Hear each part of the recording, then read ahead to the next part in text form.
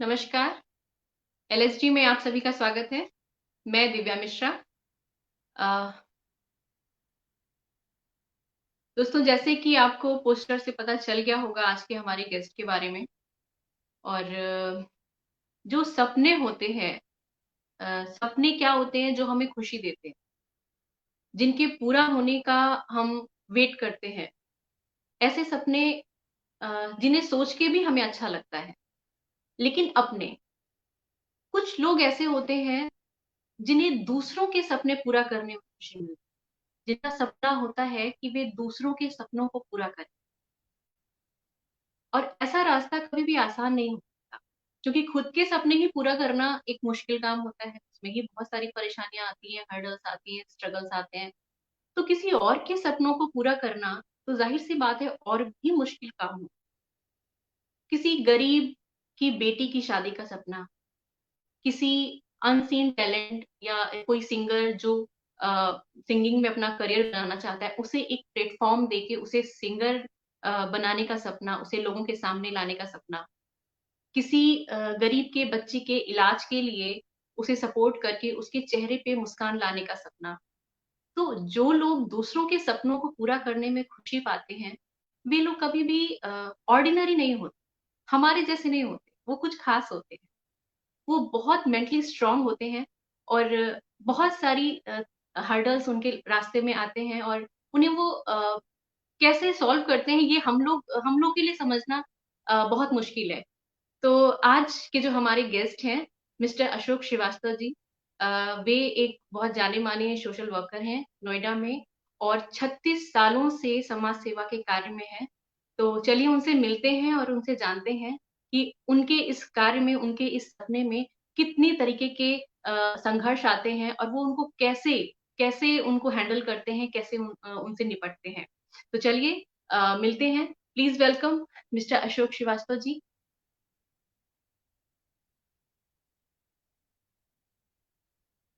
और नमस्कार मेरे सभी सुनने वाले मेरे साथियों का जो कि हमारे इस फेसबुक से जुड़े हैं। और थैंक यू दिव्या जी, आज आपने मुझ जैसे नाचीज को मौका दिया यहाँ आने का। और thanks a lot. Welcome sir, welcome in LSD. जी जी sir. Thank you very much. जी जी सर, जी। Thank you sir. सर, आपसे मिलने का तो मुझे भी बहुत इंतजार था। और जी मैं आपको अपना एक एक्सपीरियंस बताऊं, मुझे किस बात का पछतावा है। जब मैं दिल्ली हाँ। में थी आज से कुछ 3 साल पहले, तो जी विवेक जो मेरा फ्रेंड भी है कॉलेज का, आप जानते होंगे, तो उसने जी मुझे बोला कि चलो तुम्हें अशोक भैया से मिलाता हूँ। But ji. दैट टाइम मेरी बेटी काफी छोटी थी, तो उसको हाँ हाँ बाहर हाँ। लेके निकलना एक बड़ा काम। लेकिन अब मुझे लगता है कि मैं आपसे क्यों नहीं मिली, मुझे आपसे मिलना चाहिए था। तो लेकिन नहीं। नेक्स्ट टाइम जब मैं दिल्ली आऊंगी तो मैं जरूर मिलूंगी आपसे, और बहुत खुशी होगी मुझे आपसे मिलके। इसमें विवेक और विवेक की गलती है। सर, विवेक की गलती है। उसको बल्कि ये कहना चाहिए था, अशोक भैया चलो मैं आपको दिव्या मिश्रा से मिलवाता हूँ। है ना? उसको ये कहना चाहिए था। नहीं सर। नहीं नहीं सर, ऐसा नहीं है। और जी सर, जो आप काम कर रहे हैं, सोशल वर्क का काम, वो जी। काफी सालों से कर रहे हैं, और वो आसान काम नहीं हाँ। होता। मुझे ज्यादा पता नहीं है इसके बारे में, लेकिन एक झलक मुझे मिली है। वो सोशल वर्क तो नहीं कहेंगे। जब मैंने अब हाँ। करियर स्टार्ट किया था, हम्म। तो सीमाप में थी मैं। वहां पे मुझे एक जी गवर्नमेंट का प्रोजेक्ट था, वुमेन एम्पावरमेंट का। तो जी जी उसमें जी मेरा रोल जो मैंने ज्वाइन किया था, as a motivator, as a counsellor था लेडीज के जी। लिए, कि उन्हें हाँ हाँ। उनके पैरों पे खड़ा करने के लिए उन्हें मोटिवेट करना। लेकिन यकीन मानिए, मैं 1 साल में टोटली हम्म। एग्जॉस्ट हो गई, और इतनी मैं मेंटली स्ट्रांग नहीं थी, मैंने अपना प्रोजेक्ट चेंज करवा दिया। तो हाँ। आप इतने सालों से कर रहे हैं और इतने अच्छे बेहतरीन ढंग से कर रहे हैं, तो उसके लिए सबसे पहले तो आपको बहुत बहुत शुभकामनाएं, बहुत बहुत बधाई। Thank you thank you thank you. नहीं दिव्या जी, इसके पीछे सबसे और बड़ी बात, yes you are saying something और शैल आई गो है? Yes yes yes yes, please. Okay thank you. नहीं दिव्या जी, ये कोई ऐसी बात नहीं है, बहुत मुश्किल काम नहीं है। ये तो मन को बांधने की बात होती है। आप एक बार मन को बांध लीजिए कि आपको क्या काम करना है, कैसे करना है। और सब है। देखिए, चाहे आप परीक्षा दें, चाहे आप रोजी रोटी के लिए काम करें, चाहे आप कुछ भी करें, खेल कूद भी करें, तो उसमें मेहनत, एकाग्रता और तपस्या सब में है। इसी प्रकार से समाज सेवा में भी है। अगर आपको आईएएस ऑफिसर बनना है तो उसके लिए भी बहुत मेहनत करनी पड़ेगी, या कुछ भी मतलब जिंदगी में कोई भी अचीवमेंट के लिए आसानी से तो आती नहीं है। जब नहीं आती है तो मेहनत करनी पड़ती है। और इसी प्रकार से आपका मन क्या कहता है, ये सबसे इंपॉर्टेंट चीज है। अगर आपका मन कहता है कि मुझे ये काम करना है तो करना चाहिए। और समाज सेवा के अंदर देखिए, हमारे हिंदुस्तान में एक बड़ी बात है, संस्कृति की बात की जाती है। तो संस्कृति का जो सही उदाहरण है जो कि लोग देते हैं कि अगर आप किसी दूसरे की रोटी छीन लें तो उसे विकृति कहते हैं, और अपनी रोटी और उसकी रोटी दोनों खाएं तो उसे प्रकृति कहते हैं। लेकिन आप अपनी रोटी किसी दूसरे भूखे को दे दें जिससे उसका पेट भर जाए तो इसको संस्कृति कहते हैं। तो आप हम लोग, ये संस्कृति यही है हिंदुस्तान की, कि जिस समय हम लोग अगर कोई बात है दूसरे के लिए, अगर हमें संस्कृति को जिंदा रखना है तो सबसे पहले हमें सामने वाले को देखना है कि उसके हालात क्या है। और जब ईश्वर ने हमें बहुत कुछ दिया है और सोचने को दिया है, करने को दिया है, हमारा जो स्तर है वो किसी भी आम आदमी से बहुत ऊपर है, या हम ये कहें कि हम उन करोड़ों लोगों से ज्यादा सुखी हैं जिनको रात को खाने का भोजन नहीं मिलता है, तो हम तो है अच्छे हैं, तो हमें फिर एक कदम आगे बढ़ना चाहिए। और सबसे बड़ी बात है, आप सभी ऋण तो आप चुकाने के लिए सक्षम होते हैं, लेकिन सामाजिक ऋण चुकाने के लिए सबसे पहले आपको भी सोचना चाहिए, आगे आना चाहिए। और मैं ये बताऊं आपको, समाज सेवा ना छोटी होती ना बड़ी होती है। किसी एक छोटे से बच्चे के को, जिसको 5 रुपए अगर पॉकेट मनी मिली हो, सामने भिखारी जा रहा हो, वो पूरे 5 रुपए उसको दान कर दे, तो मेरे ख्याल से उससे बड़ा समाज सेवी कोई नहीं है। अब जिसके यहाँ अरबों वाह। रुपए पड़ा हो, और जो अरबों रुपए पड़ा हो वो 1 लाख रुपए दान दे दे, तो उसके लिए क्या समाज सेवा, वो तो वैसे ही नहीं देगा। तो ये मतलब मैं हमेशा कहता हूँ कि there is no comparison among the social workers. कोई अपने हिसाब से कर रहा है, कोई अपने हिसाब से कर रहा है, तो जो कर रहा है वो अच्छा। आपने 1 साल किया ना, बहुत अच्छा किया। 1 साल कम होता है क्या? है, आप बताइए, इस बात पे कम होता है क्या? यहाँ तो लोग 10 दिन नहीं करते। हमको आज 45 ईयर्स हो गए समाज सेवा के अंदर। मैं 16 साल की उम्र से कर रहा हूँ, मेरे बताइए। पिताजी जो थे वो थे। तो मुझे तो अभी भी लगता है मैंने कुछ नहीं किया है। फिर खैर, जी, मेरा तो समाज सेवा नहीं था, मेरा तो जॉब था। वो चांस की बात अच्छा, थी कि भगवान ने मेरे हिस्से में डाल दी। जी। जी, जी, मेरा तो गवर्नमेंट जॉब था, मुझे प्रॉपर सैलरी मिलती थी। अच्छा, सर, अच्छा, आपके बैकग्राउंड के बारे में जानना चाहेंगे कि आप कहाँ से हैं, क्या एजुकेशन है, हाँ। एंड कैसे इस समाज सेवा पे आए? जी। बेसिकली हम लोग जो रहने वाले हैं वो फतेहपुर है, इलाहाबाद के पास। लेकिन हम ज्यादातर ये बोलते हैं इलाहाबाद के, क्योंकि हमारे सारे रिश्तेदार जो हैं वो इलाहाबाद में है, फतेहपुर में है, बांदा में है। और ये हमारा एक छोटा सा बैकग्राउंड है, क्योंकि मेरे पिताजी जो थे वो इलाहाबाद यूनिवर्सिटी से उन्होंने बीए किया था, फिर उन्होंने मेरठ यूनिवर्सिटी से एमए किया, और बैचलर ऑफ लाइब्रेरी साइंस उन्होंने वाराणसी से किया। तो उसके बाद फिर वो इलाहाबाद यूनिवर्सिटी में एक जूनियर लाइब्रेरियन हो गए थे। 1951-52 की बात है। उसके बाद उनको दिल्ली में नेशनल आर्काइव्स ऑफ इंडिया है, राष्ट्रीय अभिलेखागार में जॉब मिल गया था उनको। वहां पे असिस्टेंट लाइब्रेरियन हुए, फिर लाइब्रेरियन हो गए। फिर 83 में ही expired, when he was going to, जब वो इस समय मुख्य लाइब्रेरियन हो रहे थे, उस पुस्तकालय अध्यक्ष बोलते हैं हिंदी में ना उसको, तो वो हो रहे थे, तो उससे पहले उनकी डेथ जी। हो गई जी। थी। और फिर मैं पैदा तो मैं इलाहाबाद में हुआ हूँ, लेकिन उसके बाद सारा जो मेरी अपब्रिंगिंग है, जो मेरी भरण पोषण है, मेरी माता जी जो थी वो यहीं आ गई थी पिताजी के साथ। हम, मेरे से भी बड़े 3 भाई बहन और हैं, फिर छोटी मेरी बहन है। तो हम सब लोग फिर दिल्ली में रहते थे। मेरे जो कुछ भी ऐसा दिल्ली में हुआ, दिल्ली में मैंने प्राइमरी स्कूल था मोती बाग के अंदर, वहां से मैंने किया। फिर आर के पुरम में आ गए, आर के पुरम के अंदर मैंने वहां से 8th पास किया। कि कुछ 2 साल में केंद्रीय विद्यालय में भी पढ़ा, सेक्टर 8 के उसमें। और उसके बाद फिर मैं 9th 10th 11th करने के लिए मैं चला गया कश्मीरी गेट के अंदर, एक स्कूल है टेक्निकल हाई सेकेंडरी स्कूल। वहां से 1977 में मैंने हाई सेकेंडरी किया। उसके बाद मोतीलाल नेहरू कॉलेज है दिल्ली के अंदर, उसके वहां से मैंने ग्रेजुएशन किया। और फिर जॉब किया, जॉब मैंने सेल्स का लिया था। और उसके बाद में काफी बड़ी कंपनी है क्लिक निक्सन लिमिटेड कंपनी, उससे मैंने जॉब किया। सपने तो बहुत सारे थे, लेकिन सपने कभी कभी पूरे नहीं होते, तो लेकिन यहाँ आ गए। और उसके बाद फिर मैंने 2 साल बाद मैंने मास्टर ऑफ बिजनेस एडमिनिस्ट्रेशन और मार्केटिंग एंड सेल्स मैनेजमेंट के अंदर मैंने भारतीय विद्याभवन से किया। और फिर इस प्रकार से 1988 में हम लोग फिर शादी के बाद मेरी धर्म पत्नी से जिससे मेरी शादी हुई, क्योंकि वो जॉब में थी, तो हमने फिर बिजनेस की तरफ आ गए, फिर बिजनेस में लग गए, फिर बिजनेस छोड़ दिया, फिर समाज सेवा में आ गए। ये एक बड़ी लंबी कहानी है। इसको कुछ शब्दों में बस इतने में ही कह सकता हूँ कि बस चलते रहे, जो मौका मिला उसको हमने पूरा संभाला, उसको यूज किया। और पढ़ने लिखने में बहुत अच्छा नहीं था, लेकिन स्कॉलरशिप हमेशा मिली है। ये कमाल की बात है। मतलब मैं कभी आउटस्टैंडिंग स्टूडेंट नहीं रहा, लेकिन सर्कमस्टांसेस ऐसे प्रिवेल किए मेरे कॉलेज के अंदर, स्कूल में, कि मुझे 9th 10th 11th में स्कॉलरशिप मिली। फिर कॉलेज में आया तो मुझे first year, second year, third year में स्कॉलरशिप मिली। भारतीय विद्या भवन में जब मैं गया था तो वहां पता नहीं कुछ बात हुई, तो उन्होंने मेरी 50% मेरी जो थी फीस माफ कर दी। अब मेरे को अभी तक समझ में नहीं आया क्यों माफ करी, लेकिन उन्होंने कर दी। हो सकता है कि किसी और के चक्कर में मेरी माफ कर दी हो, लेकिन मैंने पूछा नहीं कभी। लेकिन हाँ, ये कि एक ऐसा रहा हमेशा जिंदगी में। और अभी मैं बिजनेस मैंने 2006 में बंद कर दिया था। उसके बाद से मैं totally committed and dedicated to social work कह लीजिए, या मैं अपनी जिंदगी का एक ऐसा दायित्व पूरा कर रहा हूँ। भगवान ने शायद मुझे इसलिए चुना था कि करिए आप यहाँ आइए, तो उसमें हम लोग कर रहे हैं। ओके, मतलब शादी के बाद आप सोशल सर्विस में आए हैं? नहीं, सोशल सर्विस तो मैं आफ्टर 16 साल की मैरिज? उम्र से। नहीं नहीं नहीं, अच्छा, मैं सोशल इतनी? सर्विस, सोशल सर्विस तो मैं 16 साल की उम्र से कर रहा हूँ, 15 साल की उम्र से। मेरे फादर जो थे वो, हम लोग आर के पुरम में रहा करते थे, तो वहाँ पे जैसे सेक्टर्स होते हैं, तो सेक्टर 9 में हम लोग रहा करते थे। तो वो सेक्टर 9 की एसोसिएशन के वहाँ पे वो जनरल सेक्रेटरी हुआ करते थे। तो वो रोज दिन में तो अपने काम करते थे, क्लास 1 और गेस्टेड ऑफिसर थे। तो शाम को फिर आके वो एसोसिएशन के काम के चक्कर में वो पूरे सेक्टर में घुमा करते थे। किसी का अ, नल खराब हो गया है तो उसको ठीक करवा रहे हैं, किसी की झाड़ी उग गई तो उसको कटवा रहे हैं, और कभी कल्चर प्रोग्राम करवा रहे हैं, कभी कुछ कर रहे हैं। तो मतलब समाज, तो मेरे को उनके संग में घूमता था मैं। तो घूमते घूमते घूमते उनको देख देख के वो मेरे को चीजें इम्बाइब होती चलेगी कि समाज सेवा क्या होता है। फिर मैंने उनको देखा कि वो कई सारे जैसे जो गरीब लोग थे उनके लिए कुछ करना, कभी उनके लिए कपड़े इकट्ठे करके बंटवाना, कभी कुछ करना, लोगों से जा जाके चंदा लेके करना। तो मैं, वो चीजें शायद अंदर मेरे आई, तो मैंने वहां से शुरू किया था। मैंने अपनी जिंदगी में पहला प्रोग्राम जो था कोई भी, वो 16 साल की उम्र में किया था।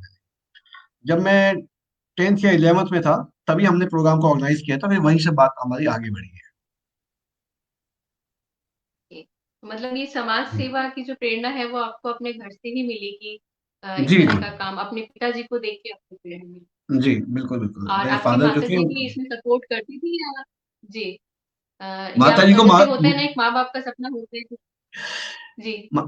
माता जी को मालूम ही नहीं पड़ता था कि मैं समाज सेवा कर रहा हूँ। ओह! उनको लगता था कि यही उनको लगता एक्चुअली मैं पिताजी कर पूछने रहे हैं वाली वही थी। बहुत अ, है। अच्छा, अच्छा, यही मैं पूछने वाली थी एक्चुअली आपसे कि एक पेरेंट्स का सपना है कि बेटा डॉक्टर बने, इंजीनियर बने, हाई प्रोफाइल जॉब करे, अच्छा पैसा कमाए, अच्छी लाइफ जिए। फिर ये समाज सेवा में थोड़ा सैक्रिफाइस करना पड़ता है, तो अक्सर होता है कि पेरेंट्स कहते हैं, "अरे! ये क्या करने लग गया?" तो ऐसा आपके घर में नहीं हुआ कि हाँ, माँ ने अपोज़ किया कि "अरे! नहीं नहीं ये नहीं, कहाँ चले गए तुम, ये नहीं कर"? ऐसा ऐसा था कि घर बड़ा था, हम लोग 5 भाई बहन हैं। और पिताजी, माताजी, और फिर हमारे घर में कोई ना कोई, हमारा कोई ना कोई रिलेशन या रिलेटिव हमारा घर में हमेशा रहता था। तो माता जी बेचारी उसी में बिजी रहती थी, खाना बनाओ, ये करो, कपड़े धो, सबके लिए। तो उस समय तो पता है नौकर वगैरह हुआ नहीं करते थे, तो घर के थे। तो माता जी को ये था कि भैया बच्चा मेरा पढ़ता रहे, हर साल पास होता रहे, बस यही खबर मिलती रहे। तो जब मैं उनको लाके स्कॉलरशिप्स के पैसे दिया करता था, तो उनको समझ में नहीं आता था कि ये पैसे कहाँ से आ रहे हैं, किस चीज के आ रहे हैं। मैं बोलता अम्मा जी छात्रवृत्ति मिली है, स्कॉलरशिप मिली, अच्छा ठीक है ठीक है। तो लेकिन वो इस बात को जानती थी कि भाई अब इनका टाइम आ गया, इनको अच्छी नौकरी करनी चाहिए, अब जगह करनी चाहिए। हाँ, उनकी बड़ी एक तमन्ना थी, पिताजी की भी और माता जी की, कि मैं गवर्नमेंट जॉब करूंगा। और फादर भी चाहते थे कि मैं इलाहाबाद जाके एएन जहाँ हॉस्पिटल में हॉस्टल में रहूं, और वहां से मैं आईएएस की या पीसीएस की तैयारी करूं। देखिए वो मेरा दिमाग उस सब था नहीं, तो मैंने उनको हाथ जोड़ दिया था कि भाई मैं ये कर नहीं सकता, और मैं तो बिजनेस करना चाहता हूँ, क्योंकि मेरा जो बिजनेस की तरफ ज्यादा थोड़ा ध्यान था। मेरे को लगता है मुझे करना चाहिए एक बार कम से कम। हमारे खानदान कायस्थ हम लोग हैं, तो कायस्थ में नौकरी का ज्यादा वो रहता है। तो मेरा ये था कि नहीं, हमें एक बार कोशिश तो करनी चाहिए, कोई तो निकल के आए ना बिजनेस करते हुए। तो फॉर्चुनेटली मेरे जो जीजा जी थे, वो जब ईरान में शादी हुई थी उनकी, तो ईरान से लौट के जब आए तो कुछ वहाँ पे प्रॉब्लम हो गई, तो उन्होंने बिजनेस स्टार्ट किया था। तो मुझे उनसे इंस्पिरेशन बहुत मिली, मेरे जीजा जी अमरीश श्रीवास्तव जी, दीदी मेरी हैं, तो हम लोग उन्हीं को देख के फिर मैंने किया। और फिर फॉर्चुनेटली ये था कि किसी ने मुझे कहा कि आप बिजनेस तो करना चाहते हो अशोक, आप लोग कायस्थ हैं, तो कायस्थों में दो सबसे बड़ी खूबियां होती हैं। एक तो वो किसी की ना नहीं सुनते, और उनमें दूसरा संयम नहीं होता। ये कायस्थों में एक बड़ी खूबियां ही, मैं कमियां नहीं बता रहा, खूबियां बता रहा हूँ। तो उन्होंने कहा कि अगर आपको जी। बिजनेस करना है, अगर आपको बिजनेस करना है, तो आपको फर्स्ट ऑफ ऑल ना सुनने की आदत होनी चाहिए। उन्होंने कहा भी जैसे आप किसी कपड़े की दुकान में जाते हैं, आपको कपड़ा लेना है, तो आप क्या करते हैं, थान देखते हैं ना, 20-25 थान के बाद भी आप मना कर देते हैं। वो आप पे गुस्सा तो नहीं होता ना बेचने वाला? मैंने कहा हाँ। कहता आपके अंदर ये होता ही नहीं है। आपने अगर दो को दिखाया, तीसरा उसने मना किया, तो आप गुस्सा हो जाओगे कि मैं क्यों नहीं दिखाऊं आपको, मैं टाइम वेस्ट कर रहे हो। तो दूसरा बात है, you should know how to accept no in your life. Number two, you must have patience. संयम रखना चाहिए, क्योंकि संयम सबसे बड़ा क्या कहते हैं, एक प्रकार से आभूषण होता है बिजनेस का। तो अगर पेशेंस नहीं है तो बिजनेस नहीं कर सकते आप उसके लिए। तो फिर वो मैंने उन्होंने कहा कि आप इसके लिए कुछ आप पहले कहीं जॉब करिए। तो मैंने वो काफी अच्छे, मेरे पिताजी के बड़े बहुत अच्छे मित्र थे। Then I started job. फिर मैंने करीब 7-8 साल तक मैंने सेल्स मैन, फिर सेल्स एग्जीक्यूटिव, फिर एरिया मैनेजर के पोस्ट पे काम किया मैंने डिफरेंट डिफरेंट कंपनीज में। और उसके बाद जब हमारी शादी हुई, तो फॉर्चुनेटली जो मेरी वाइफ है प्रीति, तो वो जॉब में थी। तो हम लोगों ने फिर ये डिसीजन लिया कि भाई एक तो जॉब है, तो एक सैलरी आ ही रही है, तो एक जो आदमी क्यों ना बिजनेस के उठाए। फिर मैंने बिजनेस स्टार्ट किया, और फॉर्चुनेटली करीब 20 साल तक बिजनेस बहुत अच्छा चला। काफी है। मैंने नोएडा का पहला इन्वर्टर जो था मैंने ही लगाया था, 1988 के अंदर। और काफी ज्यादा मैंने फिर किया ये। तो ये रूपक कुमार जी आपसे शायद कुछ पूछना चाह रहे हैं। आप इन कामों को इतने लंबे समय से समाज सेवा कर रहे हैं, आपको ऐसे लोगों को देखकर रोज रोज हम्म। असहाय निर्धन लोगों की संख्या बहुत ज्यादा है, आपका मन कभी उब उबता होगा कि अब कैसे कर पा रहे हैं, आप कैसे कर पा रहे हैं? हाँ, सही बात है नहीं नहीं, सर, ऐसा प्रॉब्लम्स तो इतनी है सोसाइटी में कि कभी सॉल्व ही नहीं हो सकती। इतना ज्यादा जितना भी आप करेंगे आपको लगता होगा अरे अरे ये छूट गया या यार ये रह गया।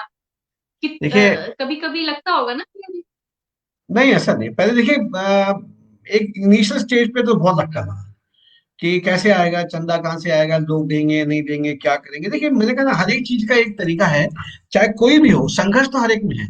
समाज सेवा में भी अच्छा संघर्ष है, समाज सेवा के अंदर भी आसान काम नहीं है। हमारे मेरे सीनियर हैं, मेरे बड़े अच्छे साथी हैं, मैं उनको अपना गुरु भी मानता हूँ समाज सेवा के अंदर, श्री महेश सक्सेना जी हैं, नोएडा लोकमंच के जनरल सेक्रेटरी हैं। तो हम लोग पहले, मैं लोकमंच में काफी टाइम में जॉइंट जनरल सेक्रेटरी रहा हूँ।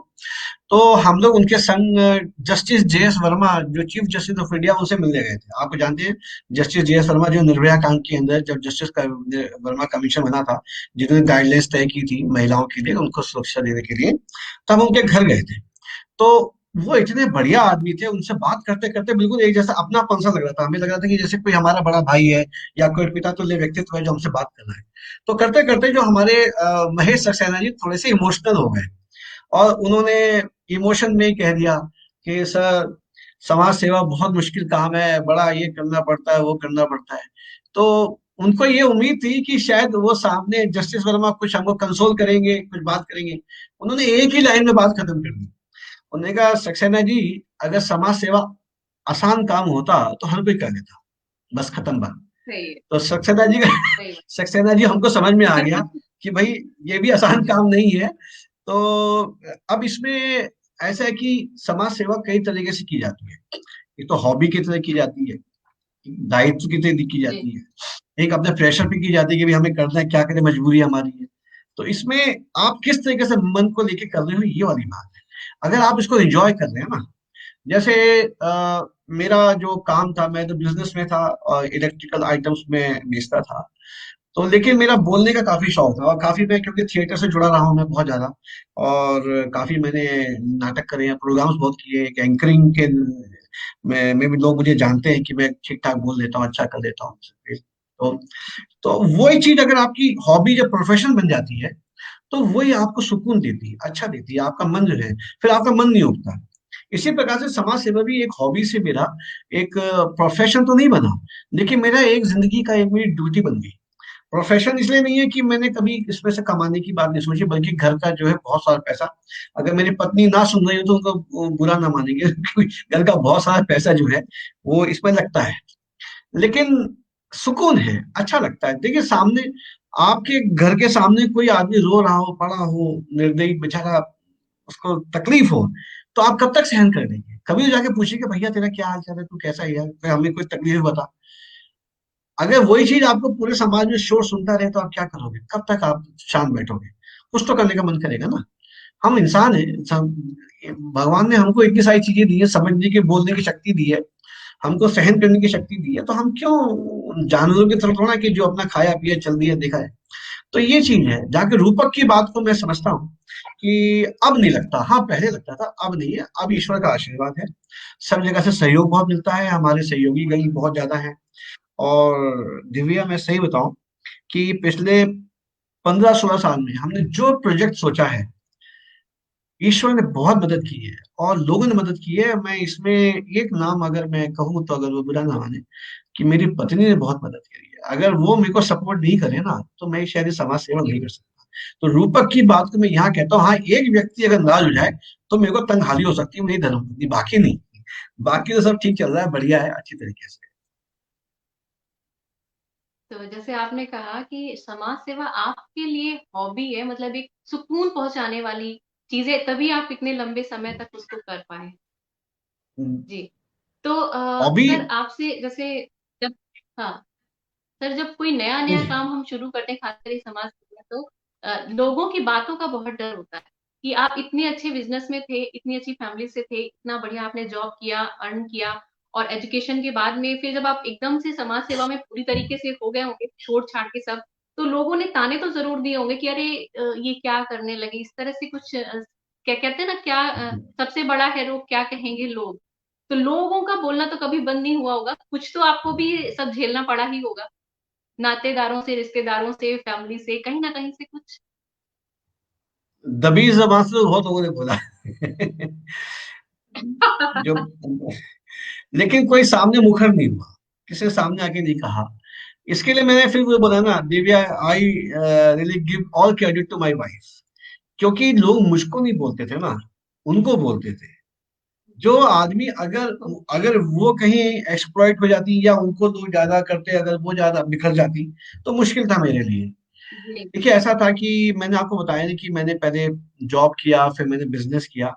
और बिजनेस भी अगर मेरा थोड़ा सा अगर कोलैप्स किया है तो इसके पीछे मेरा सोशल वर्क का जो मेरा एटीट्यूड है वही है।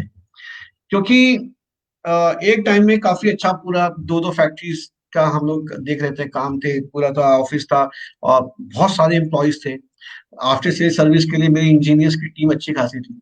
लेकिन क्या था कि हो सकता है कि मैं अपने सोशल वर्क के कमिटमेंट के चक्कर में मैं अपनी बिजनेस को ध्यान नहीं दे पाया। तो मेरा एक सबसे बड़ी कमी या मेरी गलती, जिंदगी का ब्लंडर जो ये था कि मैंने बिजनेस को ये समझा कि ये तो आ ही जाएगा, भगवान देने वाला है, चिंता की बात नहीं है, सामने वाले को दिल देखो। अच्छा, उसके बाद क्या हुआ कि जब बिजनेस कोलैप्स कर गया तो बिल्कुल हमने फैक्ट्रीज वगैरह बंद हो गई, तो मैंने we discuss with my wife, with each other. हमने अपनी पत्नी से बातचीत की है, साफ बोला मैंने कि देखो प्रीति, ऐसे ऐसे बात है, हम लोग कुछ क्या करें। तो उन्होंने एक ही बात बोली, देखो आपका अशोक जो इंक्लिनेशन है, जो आपका एटीट्यूड है, जो आप जिसमें खुशी महसूस करते हो, वो समाज सेवा में है। फॉर्चुनेटली मेरी जॉब बहुत अच्छी है, बहुत बढ़िया चल रही है, और इसमें कोई समस्या नहीं है, घर के तरफ से कोई समस्या नहीं है, घर तो मैं संभाल लूंगी, बाकी आप देख लो। सो आई थॉट कि नहीं, I will do my self, करेंगे। मैंने कहा जो मेरा खर्चा है वो मैं आप कोशिश करूंगा निकालने के लिए। तो उसमें ये था कि मैंने फिर बोला कि कई लोग कह सकते थे मुझे, लेकिन कुछ ऐसा था कि मैंने जिन लोगों ने अगर मेरे लिए बोलते हैं उनके लिए शायद मैंने इतना ज्यादा काम करके दिखा दिया था, बहुत कुछ काम कर दिया था मैंने। और एक सोशल वर्क का जो अगर कोई यार्डस्टिक है, जो मैं नहीं मानता हूँ कोई यार्डस्टिक होती है, कि शायद लोगों ने उससे नापना शुरू किया होगा, तो फिर शायद उनको भी बोलने के लिए उनके पास कोई जरिया नहीं था कि किस बात पे बोले। और फॉर्चुनेटली समाज में एक बहुत अच्छी पहचान बन गई थी, इमेज बन गई थी, इज्जत लोग बहुत दे रहे थे। तो हो सकता है कि शायद उसके पीछे लोग मेरे बिजनेस को शायद नहीं देख पाए, या मेरी जो अर्निंग को नहीं देख पाए, तो उनको ध्यान नहीं गया उस तरफ। वो केवल वो एक ही चीज देखते थे, मतलब कि वो एक ही चीज मानते थे, he is a very good social worker, बड़ा कमिटेड सोशल वर्कर है, इनको कोई काम दिया जाए। और सबसे बड़ी बात जो मैं भगवान का शुक्र करता हूँ, ऊपर का अल्लाह ताला कह लीजिए, जीसस कह लीजिए, कि इतने लंबे दौरान 18 साल हमारी नवतल फाउंडेशन को हो गया है, आज भी हमारे ऊपर कोई आज तक किसी ने 1% तो क्या, एक आयोटा में किसी ने ये नहीं बोला कि हमने गलत काम किया है। ये सबसे बड़ी आशीर्वाद है भगवान का। नहीं, कोई भी कह सकता था कि साहब इन्होंने 3,000 कंबल बांटे, कहाँ बांटे हमें तो पता ही नहीं कहाँ बांटे, क्योंकि we had all records everything, सब लोगों को दिखता था। कभी हम किसी को हम कन्विंस करने के पीछे नहीं भागे कि हमने इतना काम किया है। हमने काम किया है, आपको दिख रहा है, बहुत अच्छी बात है। और इसके लिए मैं अपनी जो हमारी नवरत्न फाउंडेशन की जो पूरी टीम है, I am thankful to them, क्योंकि उन्होंने भी आगे बढ़ के बहुत काम किया है। मेरे सारे जनरल सेक्रेटरी साहब थे, हमारे सीनियर वाइस प्रेसिडेंट हैं, और हमारे जो मेंटर्स हैं जो हमको ऊपर से देखते हैं, वही बहुत अच्छे लाभ, क्या कहते हैं, बहुत अच्छी ऊंची पोस्ट के लोग हैं। तो वो भी हमारे को एक हंटर लेके बैठे रहते हैं, चाबुक लेके, क्या कर रहे हो भैया, किधर कर रहे हो, तो समझाते हैं। तो इस प्रकार से ये चीज है। तो कुछ तो लोग कहेंगे, लोगों का काम है कहना, छोड़ो बेकार की बातों को। सर जैसे आप बोल रहे हैं 45 ईयर, हमें तो 36 बताया था किसी ने। बाद में हाँ पूछूंगी कि क्यों बताया था 36। 45 ईयर से आप सोशल वर्क में हैं। फिर जी 2002 में आपने नवरत्न फाउंडेशन की स्थापना की। तो जी जी। क्या था, इतने साल से आप ऐसे काम कर रहे थे, और फिर क्या जरूरत लगी आपको कि अपना एक ऑर्गेनाइजेशन होना चाहिए, अपना एक एनजीओ होना चाहिए? नहीं नहीं, you are Navratna correct. Foundation की स्थापना कैसे हुई? जी। दिव्या, बहुत अच्छा आपने क्वेश्चन पूछा है कि पहले तो हम लोग जो काम करते थे, अन्य मेरे आरकेपुरम में कोई संस्थाएं नहीं थी। वहां तो RWS होती थी, तो हम उनके संग मिलकर काम किया करते थे। उसके बाद जब हम लोग 91 में हम लोग नोएडा आ गए, तो हाँ, उससे पहले 89 में मैंने लॉयंस क्लब ज्वाइन किया था, लॉयंस क्लब इंटरनेशनल। तो लॉयंस क्लब के साथ काम करता था, और लॉयंस क्लब में हमने काफी बहुत काम किया। वहाँ की तो खैर एक अलग ही तरीका है काम करने का, स्टैंडर्ड अलग ही होता है, जिसमें हमें बहुत काम करना पड़ता है। और क्योंकि उसमें मार्किंग वगैरह होती है, तो उसमें मैं काम करता, फिर कैशदार बना, फिर जनरल सेक्रेटरी, वहाँ का सेक्रेटरी बन गया मैं। फिर उसमें काम करते करते फिर साथ में कई और एसोसिएशन जुड़ गई। कुछ हमारी जातिगत एसोसिएशन कहना चाहिए, जैसे श्रीवास्तव वेलफेयर एसोसिएशन है, कायस्थों की एसोसिएशन है, उसके अंदर मेरा इन्वॉल्वमेंट धीमे धीमे बढ़ता गया। और जब मैं नोएडा आया, तो नोएडा के अंदर यहाँ पे एक चित्रगुप्त सभा हुआ करती थी कायस्थों की। तो उसके, क्योंकि मेरे फादर की डेथ 83 में हो गई थी, तो मैं उनके मेमोरी में, उनके रिमेम्बरेंस में, मैं कुछ जैसे स्कॉलरशिप मुझे मिली थी, तो मैं कोई स्कॉलरशिप चालू करना चाह रहा था। तो मैं यहाँ चित्रगुप्त सभा में गया, वहां मैंने बात बात किया, तो मैंने उनको ऑफर किया कि भाई मैं 500 रुपए की मैं 2 स्कॉलरशिप में चलाना चाहता हूँ, तो दे एग्री। तो उससे थोड़ा इन्वेस्ट हो, तो वहां के लोगों को लगा कि क्योंकि मैंने कहा ना कि हमारे कायस्थों में बिजनेसमैन बहुत कम होते हैं, तो उनको लगा कि भई ये आदमी अच्छा, कुछ पैसे वैसे वाला है, ये है कुछ। और तो यंग भी थे काफी, तब तो 30-31 साल की उम्र थी उस समय। तो उनको लगा कि इसको कुछ करना चाहिए। तो नेक्स्ट टाइम जब इलेक्शन हुआ, तो मैं पता नहीं कुछ गलती से कुछ ज्यादा ही वहां पे भाषण दे आया, कुछ ज्यादा इंस्पिरेशनल भाषण दे आया, इंस्पायर करने के लोगों को, या कहिए कुछ कटाक्ष कर दिया। तो उन लोगों को बहुत गुस्सा आया। उन्होंने क्या किया कि मेरे को नेक्स्ट ईयर का अध्यक्ष बना दिया। ने कहा ये बहुत बोलता है ना, तो देखते हैं ये क्या करता है ना, कि जो कहते हैं हमारे यहाँ, ज्यादा बोल रहा है तो उसको दिखाओ, उसका रास्ता दिखाओ, आईना दिखाओ। तो जब मुझको बना दिया अध्यक्ष, तो मैं भी बन गया, मुझे क्या पूछा। तो उस अध्यक्ष बनने के बाद फिर वहां पे हमने अपनी टीम जो थी, जो मेरे जनरल सेक्रेटरी थे, मैं अध्यक्ष था, तो मेरे जनरल सेक्रेटरी में से 20 साल बड़े थे। तो अब आप समझिए कि मैं 31 का, ही बस 51, तो उनकी अलग सोच, मेरी अलग सोच, तो मैं बिजनेसमैन की सोच। तो हमने आपस में, जो मेरे कई युवा साथी थे जो हमारी एग्जीक्यूटिव कमेटी में थे, सबसे हमने बोला कि भैया काम अच्छी तरह से करना है, जोरदार करना है। तो उसको लेकर के फिर हमने फायर ब्रांड काम किया, काफी किया। विद इन 2 इयर्स जो थी चित्रगुप्त सभा, एक प्रकार से नोएडा के अंदर 94-95 में एक हाई प्लेस हो गई। क्योंकि लोग देखते थे काम हो रहा है, कभी कुछ नहीं हो रहा है। मतलब आप समझिए, पेंटिंग कंपटीशन हम लोगों ने बच्चों के लिए किया। तो लगातार 3 साल में, पहले साल 800 बच्चे थे, दूसरा 1200, तीसरे साल में 3,500 बच्चों का हम लोग पेंटिंग कंपटीशन किया। फिर तब तक क्या हुआ कि ये नोएडा लोक मंच की, हाँ, स्थापना हुई। फिर नोएडा लोक मंच की स्थापना में भी हम जुड़े, उनमें हमने as a executive member join किया उसमें। तो वहाँ काम करते करते जॉइंट जनरल सेक्रेटरी हम लोग बन गए। उसमें हमारे नोएडा के बहुत नामचीन व्यक्ति थे उसमें काम करते, मतलब उसके जुड़े हुए डॉक्टर महेश शर्मा हो गए, ऐसे मतलब कई ग्रुप हैं उसके अंदर। तो धर्मपाल सत्यपाल ग्रुप है, ये जुड़ा है, ऐसे कई सारे। तो वहाँ काम करने का एक अलग ही अनुभव था। तो लेकिन वहाँ एक चीज थी कि मेरा जो इंटरेस्ट था वो मेनली कल्चरल एक्टिविटीज में बहुत था। क्योंकि मेरे को एक बात मालूम है कि अगर आदमी को जोड़ना हो, तो संगीत एक ऐसा माध्यम है जिससे हम किसी को जोड़ सकते हैं। और उससे ये होता है कि लोगों को अपनी बात भी पहुंचा सकते हैं। तो हमने संगीत के तरफ से जो कार्यक्रम जो किए थे नोएडा के अंदर, वो बड़े फेमस होते जा रहे थे। और लोगों को लगा कि भाई ये एक अच्छा है, तो उसमें धीमे धीमे लोकमंच वालों ने एक बात कह दी, हमारे महासचिव महोदय महेश सक्सेना ने, कि भाई अब यहाँ पे कल्चरल प्रोग्राम नहीं होगा, अब यहाँ कुछ नहीं होगा, हम इसमें पैसा बर्बाद नहीं करेंगे। So I got little bit shock कि मेरा तो पर्पस ये था भाई, मैं तो एज ए कल्चरल कन्वीनर आया था यहाँ पे। काम तो हम करते थे समाज सेवा कि बच्चों के स्कूल के प्रोग्राम करना, उनको स्कॉलरशिप देना, सब बहुत कर रहे थे। तो हम लोगों ने फिर मैंने उनसे रिक्वेस्ट किया, मैंने कहा सब कुछ करो, बोले हमें नहीं करना, हमें तो ये करना है। फिर कुछ बात ऐसी हुई कि मुझे लगा कि अब मुझे अपना एक कुछ अलग से करना चाहिए। फिर हमने सबसे, हमारे कुछ सीनियर्स थे, कुछ हमारे साथी, तो उनसे बात बात किया कि क्या करना चाहिए। देन दे सेड कि भाई आप देखो। फिर हमारा एक ही पर्पस था कि हम लोग जो काम करना चाहते हैं, कि जैसे मेरे अंदर एक अनसीन टैलेंट था कि I was a good compare, I was a good anchor, लेकिन किसी ने पहचाना नहीं, किसी ने मुझे बताया नहीं।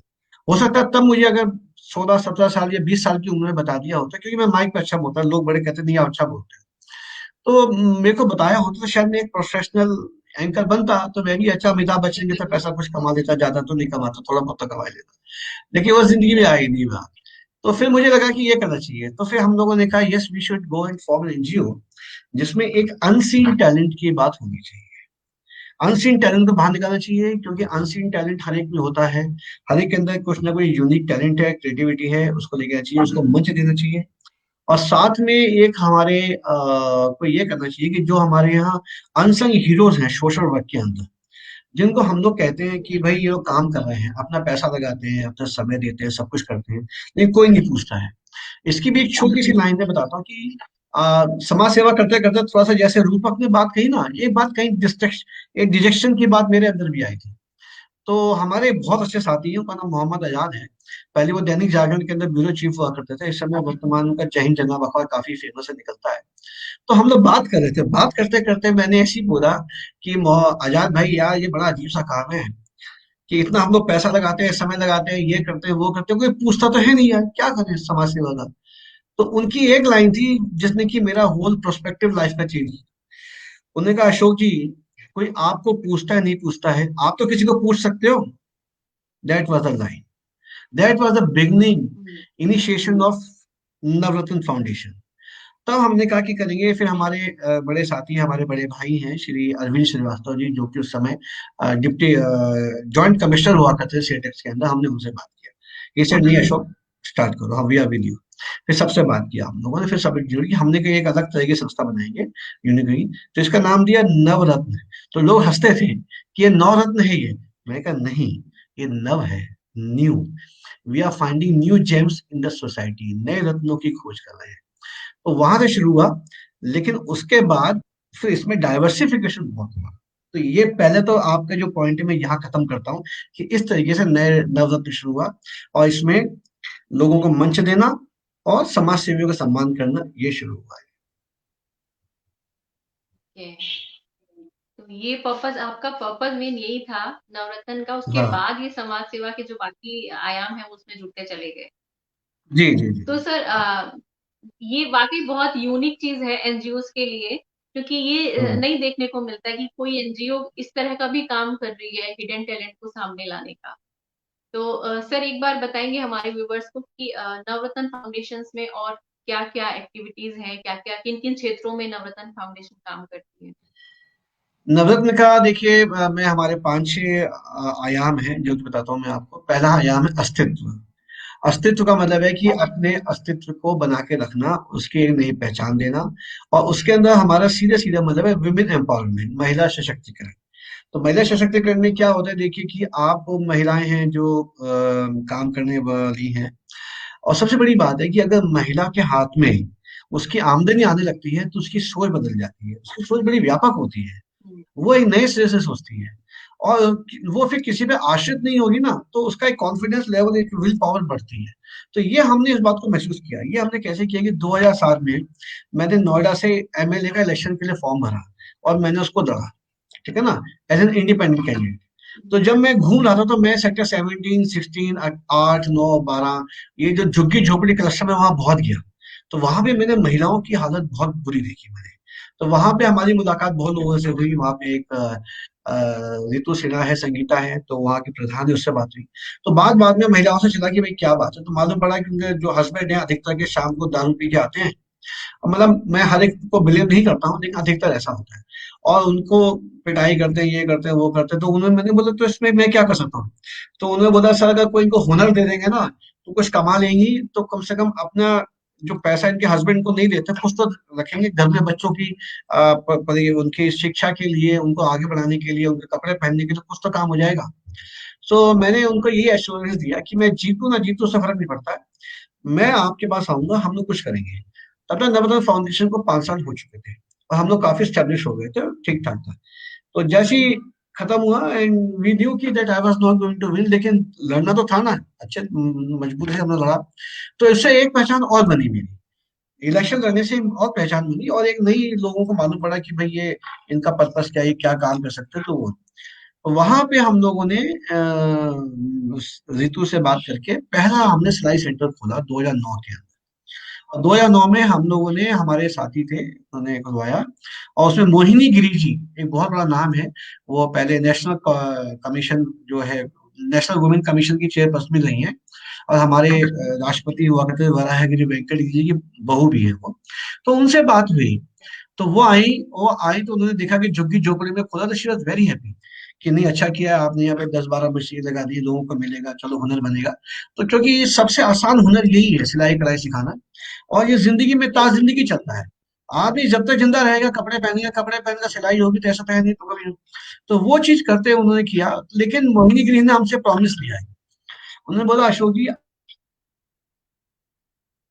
आप ना केवल इसको यहीं तक नहीं सीमित, आपकी पूरी टीम से मेरा रिक्वेस्ट है कि आप कृपया करके इसको आगे बढ़ाएंगे। तो हमने उनको डरते हुए बोला, वैसे हमें उम्मीद नहीं थी कि पहले हमें लगता कि पहले चलेगा कितना दिन भैया, ये वाली बात भी ना कि पैसा आएगा नहीं आएगा ये देखिए। तो हमने कहा नहीं मैम आपने किया, हम चलेंगे, हम वो करेंगे।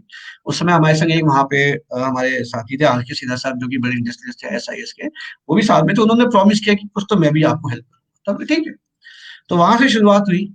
और वहां से धीमे धीमे धीमे करते करते करते 3-4-5 साल के अंदर, और बाई 2016 तक, 17 तक हम लोगों ने करीब 32 सिलाई सेंटर हम लोगों ने खोल दिए थे।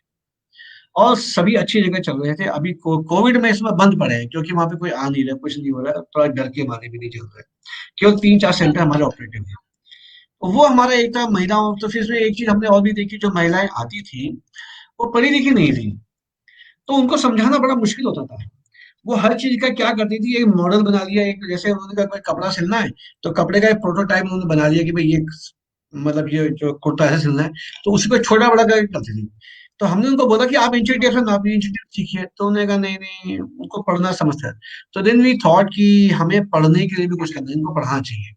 फिर हमने इसलिए वो एक महिलाओं को जो है ना, हमने शिक्षित महिला उन्नत भारत के तहत हम लोगों ने इसको लिया आगे, और महिलाओं को पढ़ाना शुरू किया। अभी उसके भी हमारे 10 सेंटर हम लोगों ने खोले।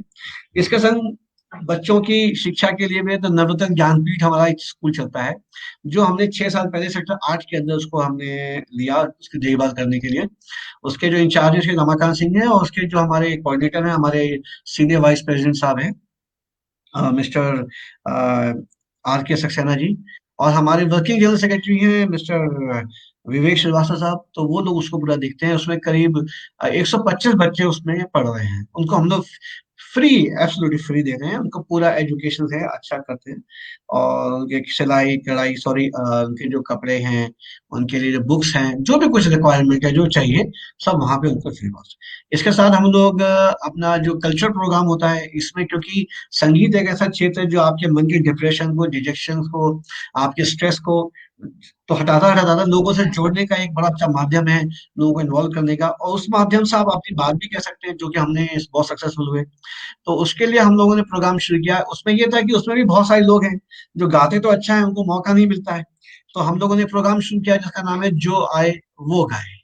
इसमें ये है कि इसको ओपन मंच किया, कि कोई भी आए कोई भी गाए, इसके लिए कोई हमें नहीं पता वो अच्छा गाता नहीं गाता है, हम एक मंच दे रहे हैं, आइए ये माइक है, ये सिस्टम है, आप गाइए, आपको चाय भी पिलाएंगे, आपको हम लोग समोसे भी खिलाएंगे, पब्लिक भी सुनने वाली है। तो वो बड़ा सफल हुआ। उसके हमने अभी तक 23 एडिशन, 23 एपिसोड हम लोग कर चुके हैं उसके। क्योंकि कोविड में हमें बंद करना पड़ा। अभी तो कोविड में कोई नहीं हुआ। अगर कोविड नहीं होता तो अब तक हम 27-28 हम लोग कर चुके होते हैं वो। आप समझिए कि दिव्या जी, उसके माध्यम से हमने 600 से ज्यादा लोगों को गाने का मौका दिया है। वाह। और उसके अंदर छोटे बच्चे लेकर के और 85 साल तक के लोगों ने गाना गाया है। उसमें बहुत सारे लोग ऐसे थे, उन्होंने ये बोला कि अशोक जी, हमने गाने का था, आज मैं 85 साल का हूँ, पहली बार मंच पे आ रहा हूँ। तो कितनी खुशी होगी उसको, कितना उसका देखिए उल्लास है, उससे कुंठा कितनी दूर हुई होगी। इसी प्रकार से हमारे प्रोग्राम में समर्पण, समर्पण के अंदर हम लोग क्या कहें कि जो हम लोग साल में एक बार करते हैं, पूरे हिंदुस्तान से लोगों के पास हमारे जो बायोडाटाज आते हैं समाज सेवियों के, उनमें से हम लोग करीब 15 लोगों को चुनते हैं और हर साल हम लोग को सम्मानित करते हैं। उसमें 21,000, 10,000 से लेके और 21,000, 11,000 से लेके 21,000 रुपए तक का अवार्ड उसमें देते हैं। और उनमें से पूरी हमारी पूरी टीम होती है, पूरे जूरी होती है, वो जूरी सिलेक्ट करती है, वो जिसको सिलेक्ट करती है, we are bound to honour them. उसमें हमारा 1% भी ये नहीं है कि नहीं इसको नहीं, इसको दीजिए, हम नहीं बोल सकते। उसमें जो उनका डिसीजन है वही मानते हैं।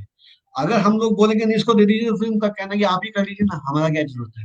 तो ये मान के हुए जो उन्होंने हमें नाम दे दिया उसको ऑनर करते हैं, और जो सीक्वेंस बनाते हैं उसी के हिसाब से उनको दिया जाता है। उसमें हमारा एफबी निगम मेमोरियल अवार्ड है, जो कि एफबी निगम साहब थे, जो मेरे एक मेंटर थे समाज सेवा के क्षेत्र में। तो हम लोग उनके नाम पे देते हैं 21,000 रुपए का। वैसे कई लोग आते हैं, वो कहते हैं कि आप इसका दाम बढ़ा दीजिए, इसको ये कर दीजिए, 1 लाख कर दीजिए। कई लोग तक स्पॉन्सर करने को तैयार हैं। लेकिन हमारा ये मानना है कि जो चीज चलती रहे वो करना चाहिए। ऐसा ना हो कि हम ज्यादा के चक्कर में हम छोटा भी बंद कर दें। इसलिए हम लोगों ने कहा नहीं, जो है ये अमाउंट ठीक है, ऑनर की इंपॉर्टेंट चीज है, अमाउंट तो बाद में है। इसमें युवाओं के लिए भी अवार्ड्स है। इसमें एक अवार्ड जो हम देते हैं बड़ा यूनिक है, जिसमें कि हमारी ओम ओम वीर शांति चैरिटेबल सोसाइटी हमें सपोर्ट करता है, बहुत ही संस्था है बुजुर्गों के लिए। उसने रखा हुआ है कि क्योंकि हमारे यहाँ सीबीएसई बोर्ड के जो बच्चे होते हैं ना, उनके लिए तो बहुत सारे अवार्ड हैं, लेकिन यूपी बोर्ड के बच्चों के लिए अवार्ड नहीं है। तो हमने ये कर रखी है पिछले 10 साल से, यूपी बोर्ड के अंदर जो 10th का बच्चा टॉप करता है जिला में, उसको हम लोग 11,000 रुपए का अवार्ड देते हैं और कैब देते हैं। तो ये हमारे अवार्ड्स हैं। इसके संग एक हमारा चलता है शीत कवच प्रोग्राम, बहुत सारे, सॉरी आपको लग रहा होगा मैं बोल रहा हूँ, लेकिन है। शीत कवच है, शीत कवच के अंदर हम लोग सर्दियों में पिछले 16 साल 17 साल से हमने केवल 10 स्वेटर से शुरुआत की थी कि भाई गरीब बच्चों को 10 स्वेटर दिए जाएंगे, 2003 में शुरू किया था। और आज की डेट में हम 3,000 से ज्यादा गर्म स्वेटर, जो कि यूनिफॉर्म स्वेटर है, वो बच्चों को बांट रहे हैं। इसके पीछे एक ही उद्देश्य होता है कि जब बच्चे जो बच्चे पढ़ते हैं उनके पास यूनिफॉर्म स्वेटर नहीं होता, तो वो स्कूल जाने में हिचकिचाते हैं। तो उसको दूर करने के लिए काम करते हैं। तो ऐसे हमारे और भी हैं, स्पोर्ट्स के अंदर भी हैं, मतलब बहुत सारे हमारे चल रहे हैं जो कि प्रोग्राम है। ईश्वर करे ये सब चलते रहे, दुआएं देते रहे लोग। और भी है बाकी एजुकेशन में कई बच्चों को ये मेडिकल भी है।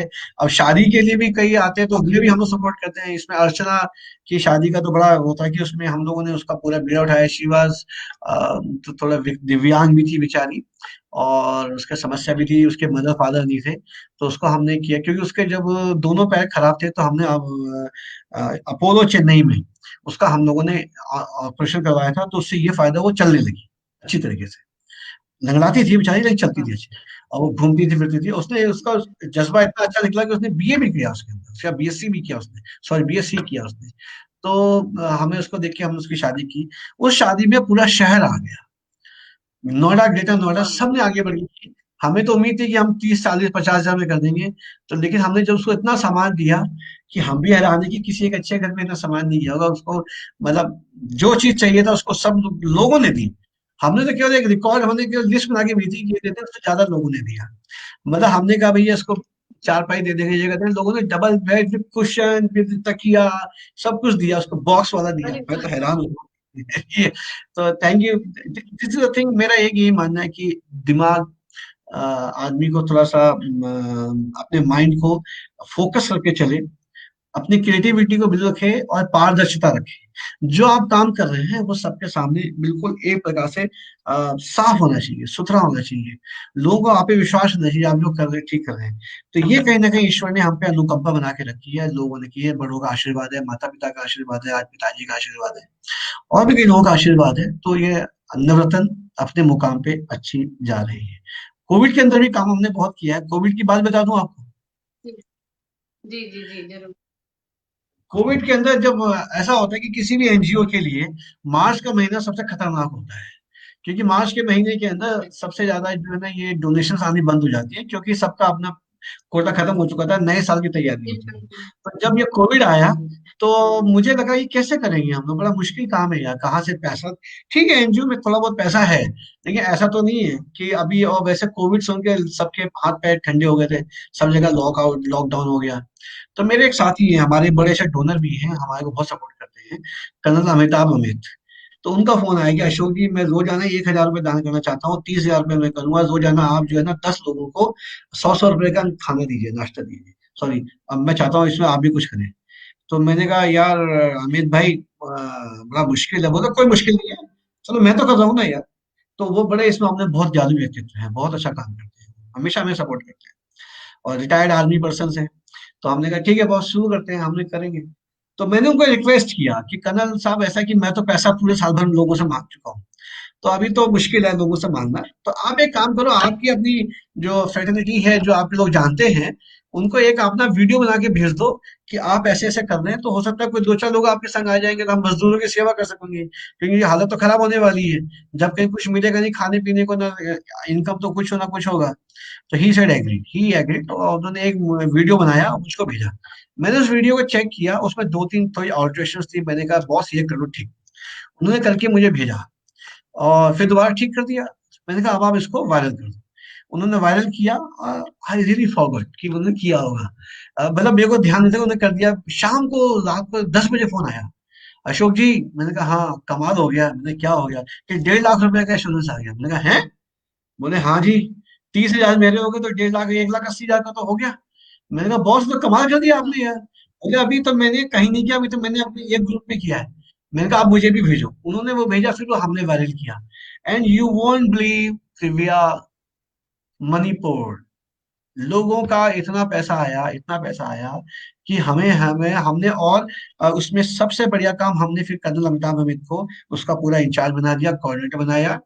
और वो क्या करते थे, रोज कितना पैसा आ रहा है, कितना खर्च हो रहा है, कितने लोगों को बट रहा है, उसमें हमारे साथ शहीद भगत सिंह सेना युवा साथी जुड़े, क्योंकि मेरी पत्नी सबका था कि आप घर से बाहर नहीं जाएंगे, जब हम नहीं जाएंगे तो हमारे साथी नहीं आएंगे, तो बांटेगा कौन? भाई इसका डिस्बर्स भी तो करना है, बांटेगा कौन? तो हमारे युवा साथी विनय जी। चौधरी जी ने, बहुत हिम्मती आदमी है, जुझारू व्यक्तित्व है। हुँ, उसने बोला सर मैं भी काम करना चाहता हूँ, तो उनकी सेना जो थी, युवा साथी लोग मिले, पूरा सब चीजों का इंतजाम किया गया। उन्होंने रोज आना 100, 200, 300 लोगों को बांटना शुरू किया। उसमें हम लोगों ने कथा कथा की 5 किलो आटा, 2 किलो चावल, ऐसा पूरा करीब 12-13 किलो का एक था उसमें। साबुन भी था, तेल भी था, सब कुछ हमने पूरी किट बनाई है कि 7 दिन से 7 से 10 दिन का खाना, और 4 लोगों के लिए, परिवार के लिए था। वो बड़ी मेहनत करते थे, पूरा बांधते थे, तैयार करना, उसको बांधना। अब आप समझिए 100 लोगों के लिए आप लेके जा रहे हैं, तो 1 टन का सामान हो गया है। 1 टन का सामान लेके जाना, उसको फिर बांटना, और लोग टूट ना पड़े, लोग खींच के ना ले जाए, ये भी बड़ा देखना पड़ता था। तो बिल्कुल। हम लोग उसको पूरा मॉनिटर करते थे। तो कर्नल अमिताभ अमित ने पूरा जिम्मा लिया, हमने लिया, फिर करके बढ़े। और हमने करीब 7,000 फैमिलीज को 2.5 महीने में हमने दिया है। ओके। आप समझिए 7,000 फैमिलीज को, और इट अमाउंटेड ऑलमोस्ट, मैं अगर बोलूं करीब 25 से 26 लाख रुपए का हम लोगों ने बांटा है। और वाओ! अभी तो बहुत पैसा आ रहा, पैसा तो बल्कि लोग, हमने मना करना पड़ा। हमने जब जून में सिचुएशन ईज हो गई, लोगों को मिलता, हमने मना कर दिया कि अभी नहीं चाहिए। तो लोगों ने बोला नहीं आप रख लीजिए। हमने कहा नहीं चाहिए भैया, आप इसको जिस पर्पस के लिए दे रहे हो उसको हमने हॉल्ट कर दिया। लेकिन उसके बाद भी हमने फिर एक, हमारे पास एक ग्रुप और निकल के आया, थोड़ा अपर मिडिल इनकम ग्रुप नहीं बोलूंगा, लेकिन लोअर मिडिल इनकम ग्रुप के लोग थे। जैसे बहुत सारे आर्टिस्ट थे, बहुत सारे सेल्समैन थे, इनकी भी जॉब चली गई थी, इनके लिए नहीं था। तो दबी जबान तो वो बोलते थे, फिर हमने भी उनको चुपचाप मैं करना शुरू किया। कईयों को हम लोगों ने कैश भी दिया, सब कुछ किया हमने, पूरा हमारी कमेटी बैठती थी कि किसको देना है, किसको नहीं करना है। वो लेडीज कमेटी थी, वो पूरी वो फाइंड आउट करती थी किसको देना है। तो हमने उनको किया, तो उनको भी दिया। तो ऐसे करते करते वी डिड लॉट थिंग, और उसमें एक मास्क का हमने फिर शुरू किया। और मास्क बनाना, हमने कभी मास्क जी। तो बेचेंगे, बना के देंगे। तो उसमें कपड़े लोगों के आने लगे, कहीं सब कुछ आने लगा, तो हमने पहले हमने 2 रुपए पर पीस लेडीज को देना शुरू किया, फिर 3 रुपए किया, फिर 5 रुपए किया। उससे लेडीज बड़ी उत्साहित हो गई, खास काफी सारी लेडीज मिल गई। कपड़ा हम लोगों ने खरीदा, उसके लिए भी हमें डोनेशन मिलना शुरू हुआ। तो करते करते अभी की डेट में हमको करीब, हम लोगों ने आज की डेट में जो है करीब 22-23 हजार मास्क हम लोग बांट चुके हैं। और इसमें सबसे बड़ी बात है कि हमें प्रीति को, उनकी फ्रेंड है पिंकी प्रधान जी मेरी, लंदन से स्टेट की, अशोक जी, इजराइल एम्बेसी जो है ना, वो कोई ऐसी एनजीओ को ढूंढ रही है जो कि मास्क बना के दे सके। उनका ये फलाना इतना बजट है। तो हमने कोई बात नहीं है, तो हम लोगों ने उनको अपना बजट बना के दे दिया। हमने कहा भाई 20-25 रुपए में एक अच्छा मास्क बन जाता है, हमने भेज दिया। अब उसको आने में टाइम लग गया, तो हमने कहा ये हमको मिलने वाला नहीं है, ठीक है ना। तो लेकिन after some times we came to know they have accepted. तो हमने उनसे पूछा भाई हमने क्यों कर लिया, अब इस मास्क का महंगा मास्क है हमारा 25 रुपए का। तो मालूम पड़ा उनके पास जो सबसे कम से मिनिमम प्राइस आया था दैट वाज डेली 110 रुपीज। उसके बाद हमारा 25 रुपीज का था। जब उन्होंने हमारा मास्क देखा, उन्होंने कहा भाई ये तो इक्वली गुड, कोई समस्या नहीं है, अच्छा मास्क है। तो वो थे। तो आज की डेट में मास्क हमारे अभी भी बट रहे हैं। और इस समय हम लोग करीब आने वाले साल में जो हमने एक मास्क फॉर ऑल जो हमने चलाया, कैंपेन चल रहा हमारा 1 महीने पे, we are going to distribute almost 10,000 more mask and absolutely free. But we are not giving to any affluent class. किसी अमीर आदमी को नहीं दे रहे, किसी हम लोग ऐसे जिसके पास मोटरसाइकिल है या कार है या जो साइकिल पे भी चल रहा है उसको नहीं दे रहे हैं। हम उसको दे रहे हैं जो वाकई गरीब है, जिसके पास वाकई नहीं है पैसा, जो दिख रहा है, जिसके पास, उसको हम लोग दे रहे हैं। और चुन चुन के दे रहे हैं। हम लोग ऐसे नहीं, हम लोग केवल फॉर द सेक ऑफ बांटने के लिए नहीं करते। ये हमारे यहाँ पूरे जो हमारी टीम को इंस्ट्रक्शंस हैं कि जो दिख रहा हो, जिसके पैर में चप्पल नहीं हो, या जो दिख रहा हो जिसके कपड़े फटे हो, या जो वाकई मजबूर हो, उसको देना। ये नहीं कि आदमी सोने की चेन पहन के आ रहा है, अब मुझे भी दे दो, निस्वार्थ उनको हमारा, not distribution, not for the civil distribution. तो सॉरी मैंने आधे घंटा ले लिया आपका अपनी बात कहने में। तो दिस अरे इज दिव्या। सर, लोग चाहते हैं एक्चुअली, हम लोग जैसे भी लोग हैं जो देखते हैं ऐसा तो लगता है कि हम भी कुछ करें, लेकिन मेन चीज आती है वहां पे फेथ की। लगता है कि हम जहाँ पैसा दे रहे हैं वहां उसका यूज अच्छे से हो भी रहा है उस पर्पस के लिए कि नहीं। आपके आप पे या आपकी संस्था पे लोगों का इतना विश्वास है, ये बहुत बड़ी चीज है। और वो आपने कमाई है इतने सालों में, ट्रांसपेरेंसी रख के और दिखा के कि हाँ आप लोगों ने देखा तभी आप पे बिलीव किया, ट्रस्ट किया। सर ये तो कोविड के टाइम की बात हो गई और एक इसकी, लेकिन बाकी जो आपकी इवेंट्स, इतने सारे प्रोग्राम्स हैं, मेंटल हेल्थ पे भी चल रहे हैं, चाइल्ड अब्यूज पे भी चल रहे हैं, यस तो यस इन यस, सब हाँ हाँ। चीजों के लिए फंड आप कैसे अरेंज करते हैं? कहाँ से, गवर्नमेंट की तरफ से कुछ हेल्प मिलती है या सोशल कहीं ऐसे ही कैसे अरेंज करते हैं? कुछ इवेंट वगैरह करते हैं या कैसे क्या करते हैं? क्योंकि सबसे बड़ा बहुत बढ़िया। चैलेंज मेरे ख्याल से सोशल वर्क में फंड अरेंज करने का ही होता आपने बिल्कुल जो है एनजीओ की नस पकड़ी आपने। है। ये सबसे मुश्किल काम होता है, यू आर करेक्ट। और इसमें मैं जब बात, आपने जब मेंटल हेल्थ की बात की, तो मैं बता दूं कि इसमें भी हम लोग मेंटल हेल्थ पे भी हम बहुत बड़ा काम कर रहे हैं। उसके लिए काउंसलिंग है, क्योंकि इतने सारे प्रोजेक्ट है ना कि क्या क्या मैं बताऊं। तो उसमें Preeti my wife, she has taken over now, she is going to do, वो ही कर रही है, वो पूरा देख रही है। और उसमें चाइल्ड अब्यूज, जो क्या जो डोमेस्टिक वायलेंस है, उस पर भी हम लोग काफी काम कर रहे हैं। और एक चीज और बताना भूल गया कि अभी हमने लास्ट ईयर हमने क्लब 26 सेक्टर 26 में सीनियर सिटीजन्स के लिए, और करना एक्सपोर्ट्स के सीएसआर के तहत, और हमने क्लब 26 के मदद से उनकी जगह लेकर के हमने एक फिजियोथेरेपी सेंटर खोला है, अल्ट्रा मॉडर्न। उसमें करीब हम लोगों ने 11-12 लाख रुपए की मशीन लगाई है, क्योंकि वो सीएसआर के थ्रू आया था पैसा। अब आपको बताता हूँ पैसा हम लोग कैसे लेते हैं। हम लोगों ने कभी भी पैसा गवर्नमेंट से लेने का नहीं सोचा था, ना हमने अभी तक लिया है। हाँ, अभी लास्ट ईयर हमारे पास सीएसआर आए हैं, उसमें से 2 प्राइवेट हैं और एक पब्लिक अंडरटेकिंग का हमारा सीएसआर है। एक बहुत पहले कभी हम लोग के इंडियन ऑयल वालों ने एक मशीनें हमें जरूर डोनेट की थी।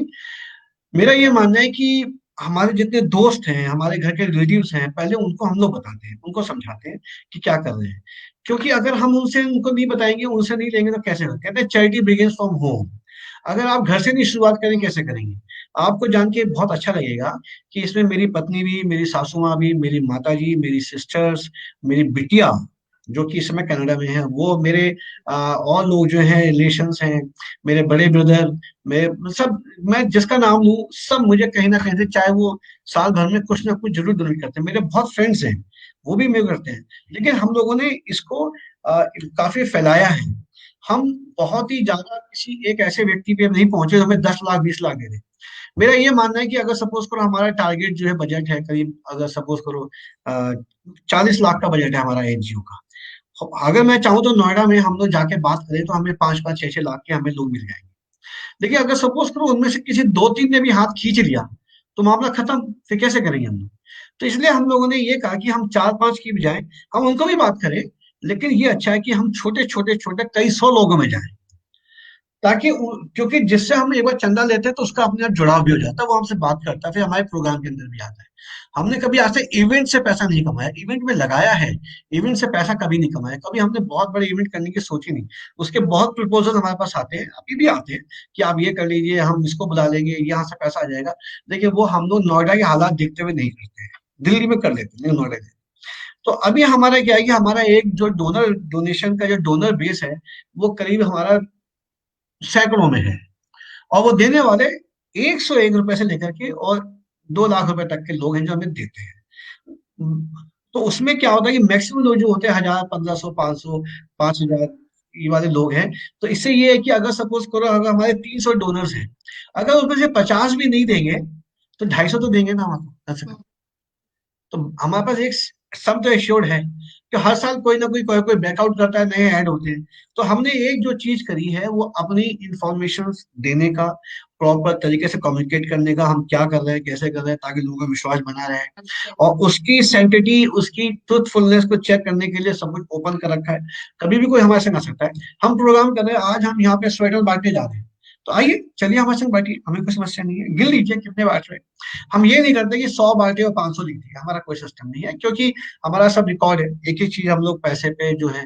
हमारे को तो कभी कभी ये भी आता है कि साहब हमारी इतनी बड़ी कंपनी है, हम सीएसआर कर रहे हैं, इसमें ये करिए, sorry sir we don't do. आप जो पैसा दे रहे हैं वो समाज सेवा में जाएगा, आपको नहीं जाएगा, आपके किसी काम का नहीं है। हम्म। तो इसीलिए हम लोगों ने किया, और बेस हमने अपना काफी बड़ा किया, बेस बहुत बड़ा कर लिया डोनर्स का। और सबसे बड़ी बात है कि मुझे मांगने में शर्म नहीं आती, मांगने में झिझक नहीं है। मैं एक सामाजिक भिक्षुक के रूप में जो मांगता हूँ, हर एक से मांगता हूँ मैं। और मुझे पता है कि ये नहीं देगा, मुझे मालूम है, मैं फिर भी मांगता हूँ। इसका सिंपल कारण ये है, कभी तो देगा। और कोविड के अंदर वो लोगों ने हमको कंट्रीब्यूट किया, जिनको मैं 20 साल से कह रहा हूँ भैया चंदा दो चंदा दो, उन्होंने नहीं दिया। लेकिन कोविड में उन्होंने दिल खोल के दिया। ये मैं बड़ा, मुझे लगा कि भगवान, ये कोविड ना आए तो अच्छा है, नहीं कभी आना नहीं चाहिए। लेकिन इस कोविड ने कई लोगों की जो है ना आंखें खोली। उनको शायद लगा होगा कि उनके संग ऐसा नहीं हो जाए, तो वो लोग आगे निकल के आए। तो दिव्या, ये हमारा एक हम्म, छोटा सा प्रयास है जो हम लोग कर रहे बहुत खूब सर, बहुत खूब। और सर जैसे आपने बोला कि ये तो सही बात है, इस तरह का काम या कोई भी सपना जब इंसान जीता है या कोई भी इस तरह का कठिन लक्ष्य चुनता है, तो फैमिली का सपोर्ट बहुत जरूरी होता है। और आप जैसे कह रहे हैं कि मैम आपको बहुत सपोर्ट करती हैं, और अब तो वो भी सोशल वर्क में आपके साथ लगी हुई हैं कुछ हैं। बिल्कुल, प्रोजेक्ट्स में, जैसे आप बोल रहे 100%। हैं। हाँ, तो अक्सर सर ऐसा होता है कि जो सबसे करीब हमारा होता है, हम उसको कभी थैंक यू नहीं बोलते, फॉर ग्रांटेड ले लेते हैं। तो आज आप यहाँ से कुछ नीतू मैम के लिए कुछ मैसेज दीजिए, हम रिक्वेस्ट कर नीतू रहे नहीं, प्रीति, हैं। प्रीति प्रीति। ओ सॉरी सॉरी सॉरी सॉरी, अभी प्रीति गड़बड़ हो मैम। जाएगा। शाम तक नहीं, कल सुबह तक ये नोटिस ना आ जाए। अशोक जी नीतू किसको सॉरी। बोल, ऐसा, यू आर करेक्ट। जो सबसे नजदीक होता है, जो सबसे नजदीक होता है वो सबसे कम दिखता है, ऐसी बात है। लेकिन इमोशंस की बात है। मैं, क्योंकि मैं जब बिजनेस से मैं हट गया, मेरी अर्निंग बिल्कुल खत्म हो गई, जब मेरा पैसा, मैं ये बोलूं कि घर में पैसा तो आधा था, लेकिन एक आ रहा था, दूसरा नहीं आ रहा था, मतलब मेरा नहीं आ रहा था। तो हो सकता है कि कहीं ना कहीं जो वाइफ्स हैं होती है दूसरों की, या कुछ हो सकता है वो नाराज हो सकती थी, लेकिन नाराज कभी प्रीति नहीं हुई। और आज तक प्रीति ने मुझसे कभी, thanks to God and my stars and my belief, कि उन्होंने कभी आज तक मुझे किसी चीज का हिसाब नहीं मांगा। ये बहुत अच्छा रहा। और इसीलिए जब कहीं उनकी तरफ से इतना विश्वास मेरे ऊपर जमा, तो मैं कैसे किसी चीज से पीछे हट जाऊं, ये मेरे लिए संभव नहीं था। तो मेरा भी एक वैसे तो मेरा ये दायित्व है कि मैं उनके प्रति बिल्कुल एक ईमानदार पति की तरह बात करूं, उनके उनके कमिटेड रहूं। लेकिन इस कमिटमेंट में और इस ईमानदारी में इजाफा बहुत ज्यादा है, क्योंकि जब आदमी आपसे कोई बात नहीं करता, पूछता नहीं है, तो आपकी वफादारी और आपकी कमिटमेंट और आपकी दायित्व, आपकी वो क्या कहते हैं, वो जवाबदेही, वो कई 100 गुना बढ़ जाती है। और बढ़िया। इसमें प्रीति ने, हाँ, इसमें कभी प्रीति ने नहीं किया, और प्रीति ने आगे बढ़ के मुझे हमेशा सपोर्ट किया है। और मैं तो उनको ये बोलता हूँ कि मेरे जीवन में मैंने देवी को नहीं देखा, लेकिन उनको देवी मानता वाह। सर आपके लिए एक सरप्राइज है मेरे पास। हूँ। हाँ जी।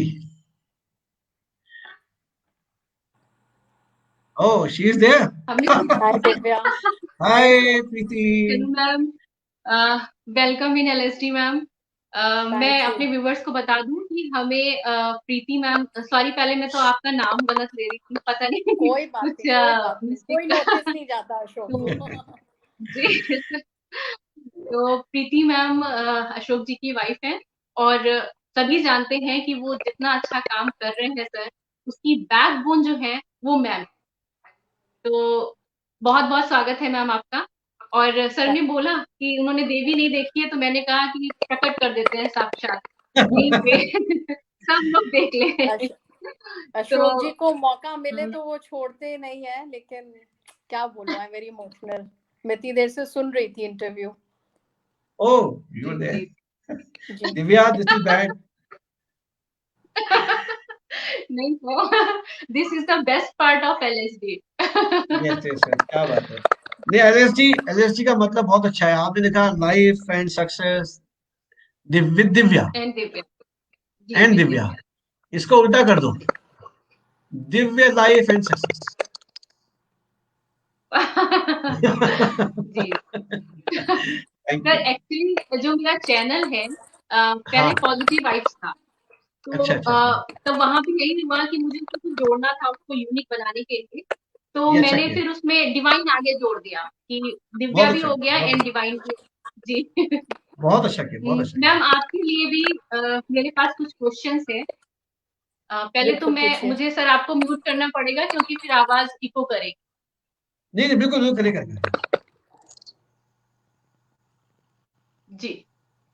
जी दिव्या मैम आपसे पूछिए। जानना चाहेंगे, जैसे सर ने बोला कि आप सर, हाँ, जैसे कि सर ने बोला कि बहुत ज्यादा आप सहयोग करती हैं। तो शुरू शुरू की बात, जब जैसे सर ने जॉब एंड बिजनेस छोड़ के आपने डिस्कशन किया कि उनको सोशल सर्विस करनी है, तो ऐसा तो नहीं है कि स्ट्रगल नहीं आया हो? हर चीज अकेले मैनेज करना फैमिली लाइफ में, घर में, क्योंकि सर का तो ज्यादातर समय उधर ही जाता होगा, नवरात्रि फाउंडेशन में सोशल वर्क। तो कभी ऐसा नहीं लगा कि अरे मैंने क्यों अलाउ कर दिया, क्यों उनको ऐसे बोल दिया, क्यों बड़ा मुश्किल हो रहा है? कभी ऐसा नहीं लगा कि बहुत स्ट्रगल बढ़ गया लाइफ में अकेले सब कुछ मैनेज करने में? दिव्या, एक बहुत फेमस डायलॉग है, दोस्ती ही प्यार है। तो मेरी अशोक की जो फाउंडेशन है, वी वर बेस्ट फ्रेंड्स शादी से वाह। पहले। तो हमारी नींव दोस्ती की है, और आई थिंक यही एक कारण है कि हम दोनों ने एक दूसरे को दोस्त की तरह ही हमेशा अपना रिलेशनशिप बढ़ाया है।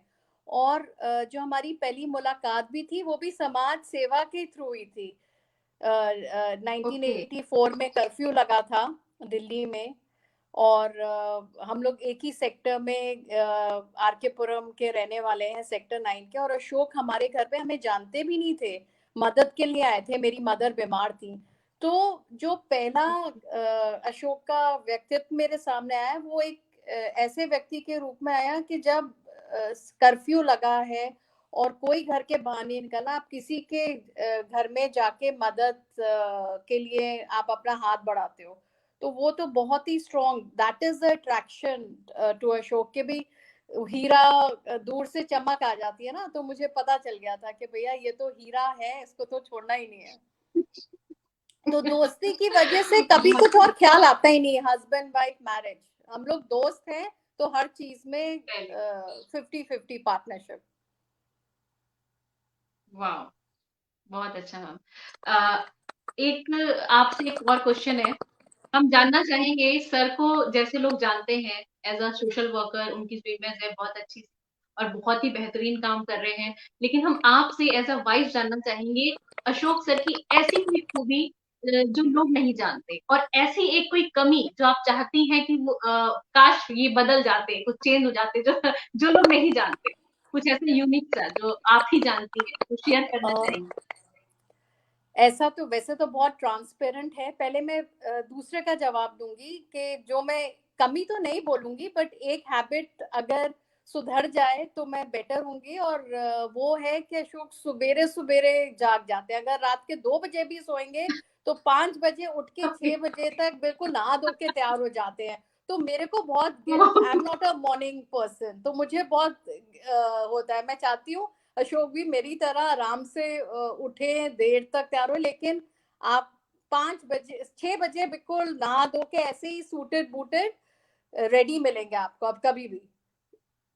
तो ये मैं ओके। चाहती हूँ थोड़ा रिलैक्स करें। और दूसरा सवाल था कि जो लोग नहीं जानते, अशोक इज हमेशा हंसमुख है, बट अशोक बहुत ज्यादा सेंसिटिव और इमोशनल है। और कभी भी अगर कोई पर्सनल इशू हो, एज स्मॉल एज हेडेक हो, बुखार हो, थोड़े सैड तो नहीं होते बट थोड़े कभी कभी किसी, मतलब मुझे भी नहीं पता चलता, he is always happy, always ready to help, always, मतलब और कई बार मुझे गिल्टी भी होता है कि अशोक थोड़ी तकलीफ में और मैं पहचान नहीं पाए, because he is always smiling, he is always relax, पता ही नहीं चलता है।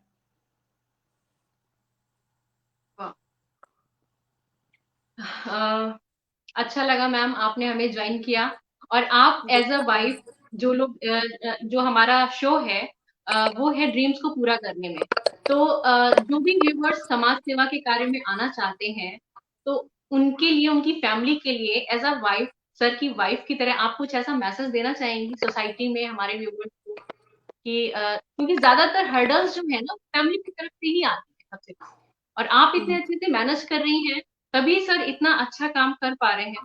तो कोई मैसेज दीजिए आप हमारे व्यूवर्स को। मैसेज ये है कि मैं और अशोक दोनों बिलीव करते हैं वॉक द टॉक, कि मतलब जो आप बोल रहे हो उसको पहले आप उन्हीं पचनों पे चलो, be the change you want to see in the world. तो मैंने बहुत फैमिलीज में देखा है कि कोई एक व्यक्ति, वाइफ या हस्बैंड समाज सेवा कर रहा है, तो उसको फैमिली सपोर्ट नहीं कर रही है, लेकिन बाहर जो लोग काम कर रहे हैं उनकी तारीफ कर रही है। तो ये है कि आप पहले खुद को बदलिए, पहले आप अच्छा काम करिए, फिर ही आप दूसरों को बोल सकते हैं, you have to set example. और दूसरा है कि लोग मेरे को, क्योंकि मैं कॉर्पोरेट में काफी उच्च पद तक हूँ, तो लोग कहते हैं अरे प्रीति बहुत एम्पावर्ड है, she is example of women empowerment. Actually Ashok is example of women empowerment. तो मैं तो बोलूंगी महिलाओं को कि भाई आपके हस्बैंड जो आपको सपोर्ट कर रहे हैं, आपको उन्हें क्रेडिट देना चाहिए विमेन एम्पावरमेंट का। विमेन एम्पावरमेंट बिना फैमिली और हस्बैंड के आ ही नहीं सकती। True women empowerment are the husbands and not the wifes. So true. It's both ways. कोई भी बड़ा जी जी, कोई भी बड़ा काम तभी हो सकता है जब दोनों मिलकर उसे करें, दोनों की अच्छी बिल्कुल अंडरस्टैंडिंग हो, चाहे वो, बिल्कुल और समाज सेवा के कार्य में तो और भी ज्यादा कठिनाई आती है, तो वो तो बिल्कुल, बिना सहयोग के, बिना सपोर्ट के बहुत मुश्किल है। मतलब तो ये तो सेल्फिश नहीं जग होना जाहिर चाहिए फैमिलीज को। हाँ जी, सबसे पहले वहीं से शुरुआत होती है एक्चुअली, कि बिल्कुल सब कुछ आपने जितना मैनेज किया होगा वो हम समझ सकते हैं, कि एक इंसान को अगर इतना जुनून है समाज सेवा का, इतना सुकून मिलता है उसे किसी काम से, तो उसको समझना कि आपने सर को इतने अच्छे से समझा, एंड जाहिर सी बात है कि फैमिली का बर्डन आपके ऊपर ज्यादा ही रहा हो, चाहे वो बच्चों से रिलेटेड हो, एजुकेशन हो बच्चों उतना। का, फैमिली के इश्यूज, फाइनेंशियल इश्यूज हो, हर चीज का बर्डन आप पे पहले पड़ा होगा ज्यादा ही, एक्चुअली तो इन नहीं सब है चीजों को। अशोक। सॉरी दिव्या, कट कर रही हूँ आपको क्योंकि मेरे को मालूम है जी जी समय जी कम है। जी अशोक ने जी हमेशा जी। घर की जिम्मेदारी भी संभाली। और एक चीज जो लोग जानते हैं हम दोनों को, अशोक ने, I am the only child, तो हमारी एक ऐसी मैरिज है जहाँ दोनों इन लॉज एक ही घर में रहते हैं। मेरे पेरेंट्स और अशोक की माता जी एक ही घर में रहते हैं, मेरे फादर नहीं है। तो अशोक ने तो सोशल वर्क में तो जो करा ही, पहले घर में ऐसे एग्जाम्पल सेट किए जो कि बाकी फैमिलीज को करना चाहिए। मतलब मेरी मदर मेरे से ज्यादा अशोक को मानती है आज की तारीख में। मतलब दो परिवार एक ही घर में एक ही किचन में रहे, ये अशोक की बदौलत ही हो पाया है। तो अशोक ये नहीं कि बाहर ही बोलते हैं और बाहर ही अच्छा काम करते हैं, घर में भी ऐसे उन्होंने संस्कार दिए हैं हम सबको, और एक उदाहरण करा है कि जो औरों को फॉलो करना चाहिए। कि वो मान्यता तोड़िए कि भी लड़की शादी करके आती है अपना छोड़ के तो उसको ससुराल को अपनाना है, नहीं। अशोक ने हमेशा बोला दोनों परिवार एक है, हम दोनों इक्वल हैं। अगर आपने मेरे परिवार को अपनाया तो मैं भी अपने परिवार को अपनाऊंगा, और कहने के लिए हम लोग साथ रहेंगे। हम लोग अभी भी एक ही घर में रहते हैं। हाँ, मैम बहुत बड़ी बात आपने कह दी, और आज के समय में इसकी बहुत ज़रूरत है, क्योंकि बहुत पहले जरूरत है। फैमिलीज़ बड़ी होती थी, बच्चे होते थे ज़्यादा, एक चला गया तो दूसरा माँ-बाप को सँभालने के लिए है। बट अब आज के समय में ये बहुत ज़रूरी चीज़ है कि इस चीज़ को समझा जाए, जिस तरह से सर ने सपोर्ट किया, क्योंकि अक्सर ऐसा होता है जिनकी सिंगल चाइल्ड एक गर्ल है, तो वो फिर बिल्कुल पेरेंट्स अकेले रह जाते हैं। तो बिल्कुल ये बहुत बिल्कुल। आप बहुत बड़ी प्रेरणा का स्रोत हैं सबके लिए। सर कुछ कहना चाहते हैं? जी। मेरे को ये कहना है दिव्या कि ये प्रीति ने जैसे बोला कि हमारे यहाँ दो फैमिलीज एक साथ रहती हैं, तो हमारे यहाँ बड़ा यूनिक उदाहरण है जी। कि एक घर में दो समधिने रहना और एक किचन।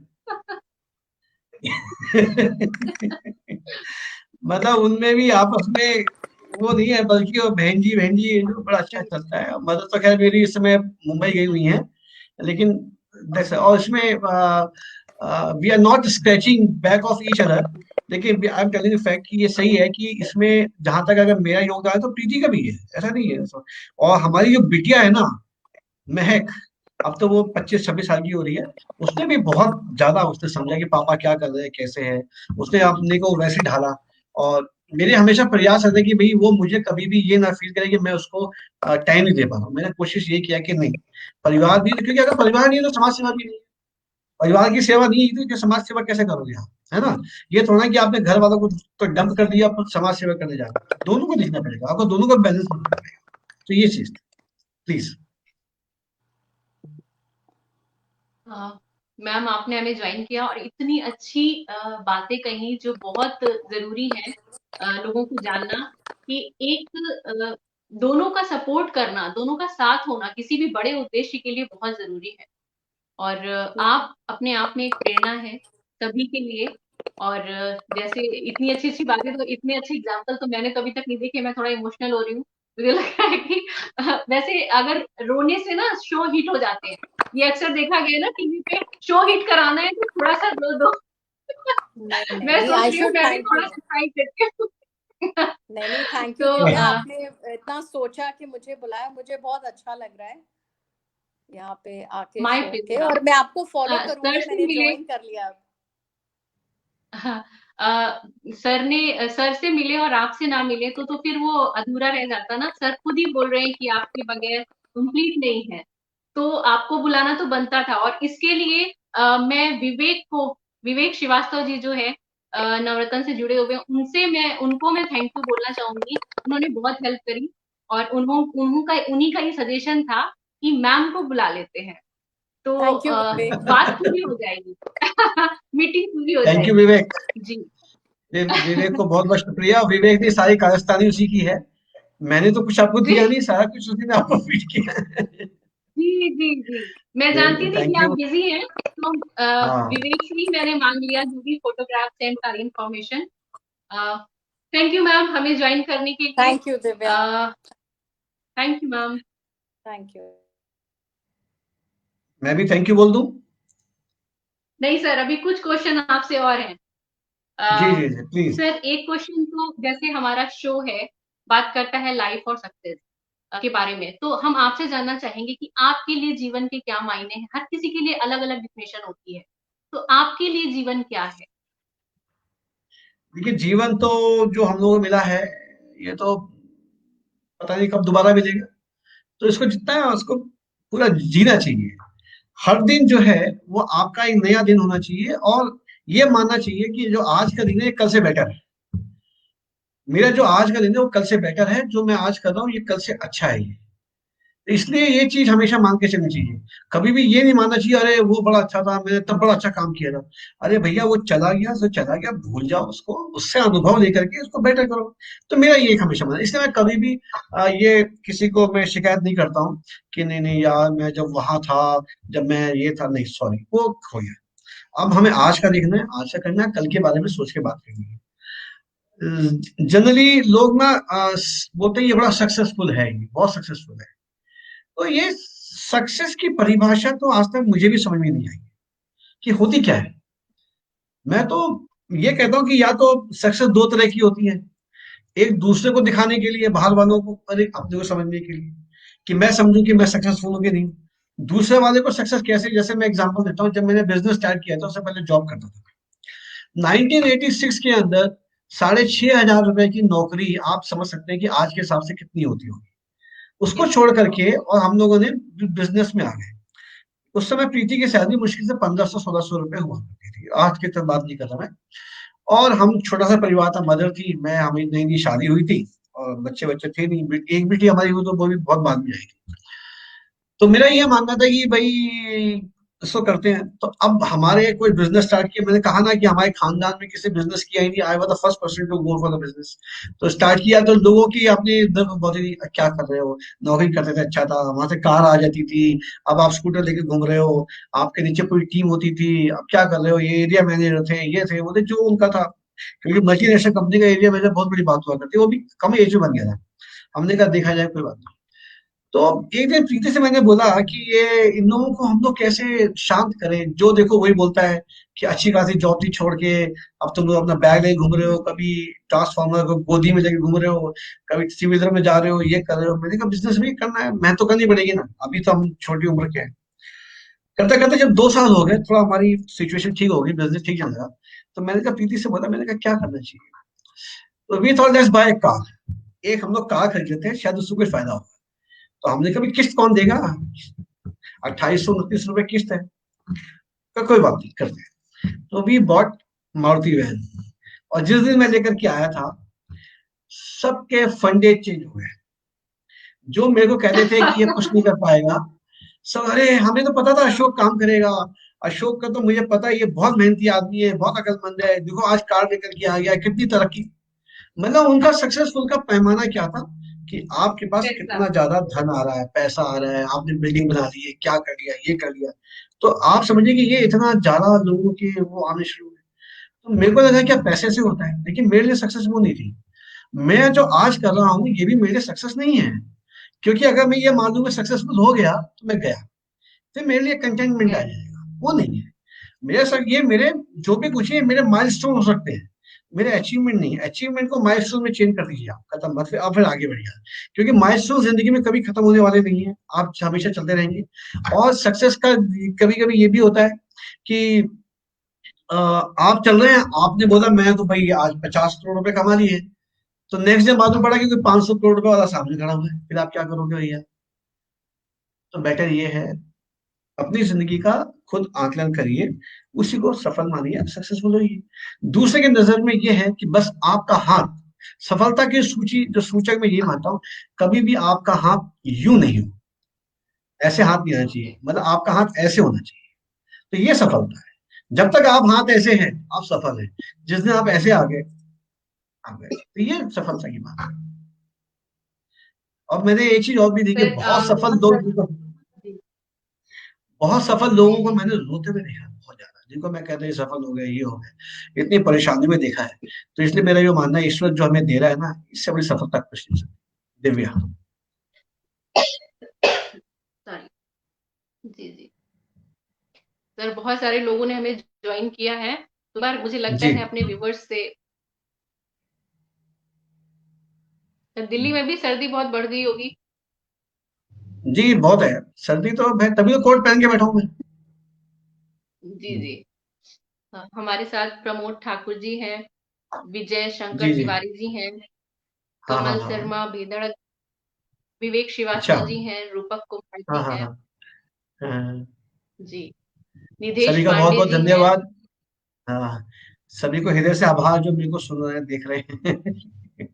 रमाकांत अग्रवाल जी हैं। सर ये अरे वाह! रमाकांत अग्रवाल जी के बारे में मैं आपको बताऊं, ये भी एक सोशल वर्कर हैं। और अरे वाह! ये कहाँ से है, शायद महाराष्ट्र से है। और ये हुँ, मुझे अचानक से ही एक ग्रुप में मिले कुछ एक्टिविटी में। हुँ। और तब मुझे पता चला ये भी बहुत बढ़िया काम कर रहे हैं सोशल वर्क में। और छोटा सा इनका एनजीओ है, और लोकल ट्रेन्स में ट्रैवल करके ये शायद बच्चों को कुछ हेल्प करते हैं खाने के लिए, और इस अरे तरह वाह! से काफी बहुत अ, बढ़िया। जी बहुत बढ़िया काम ये कर रहे हैं। राहुल सिंह जी हैं, एंड चित्रांश शेखर जी हैं, गिरीश तिवारी। रमाकांत जी से बोलिए हमें अपना बायोडाटा भेज दें। Sorry, I am so sorry, no no no, उनसे बोलिए कोई प्रोफाइल हमें भेज दें, या कुछ जो काम किया है हम चाहेंगे कि उनको बुला के शायद हम लोग सम्मान कर सके। बहुत यूनिक काम कर रहे जी हैं, जी बहुत जरूर। यूनिक काम। जी जी जरूर। अ, और आलोक रंजन जी हैं। बहुत सारे लोगों ने हमें ज्वाइन किया और इतना टाइम दिया, सुना। और वैसे आपको सुनना तो सर सौभाग्य की बात है। जैसे ही मैंने पोस्टर डाला था एफबी पे, हाँ हाँ और बहुत सारे हाँ रिस्पॉन्स सभी से बहुत आए थे, बहुत लोगों को वेट हाँ था। हाँ हाँ हाँ। विवेक श्रीवास्तव जी कुछ कह रहे हैं, मैं शेयर करना चाहूंगी। मेरे हम्म, प्रेरणादायक और मेरे सामाजिक गुरु हैं अशोक भैया। मेरे गार्जियन हम्म, भैया, हमेशा कुछ नया ही सीखता हूँ भैया से। हाँ।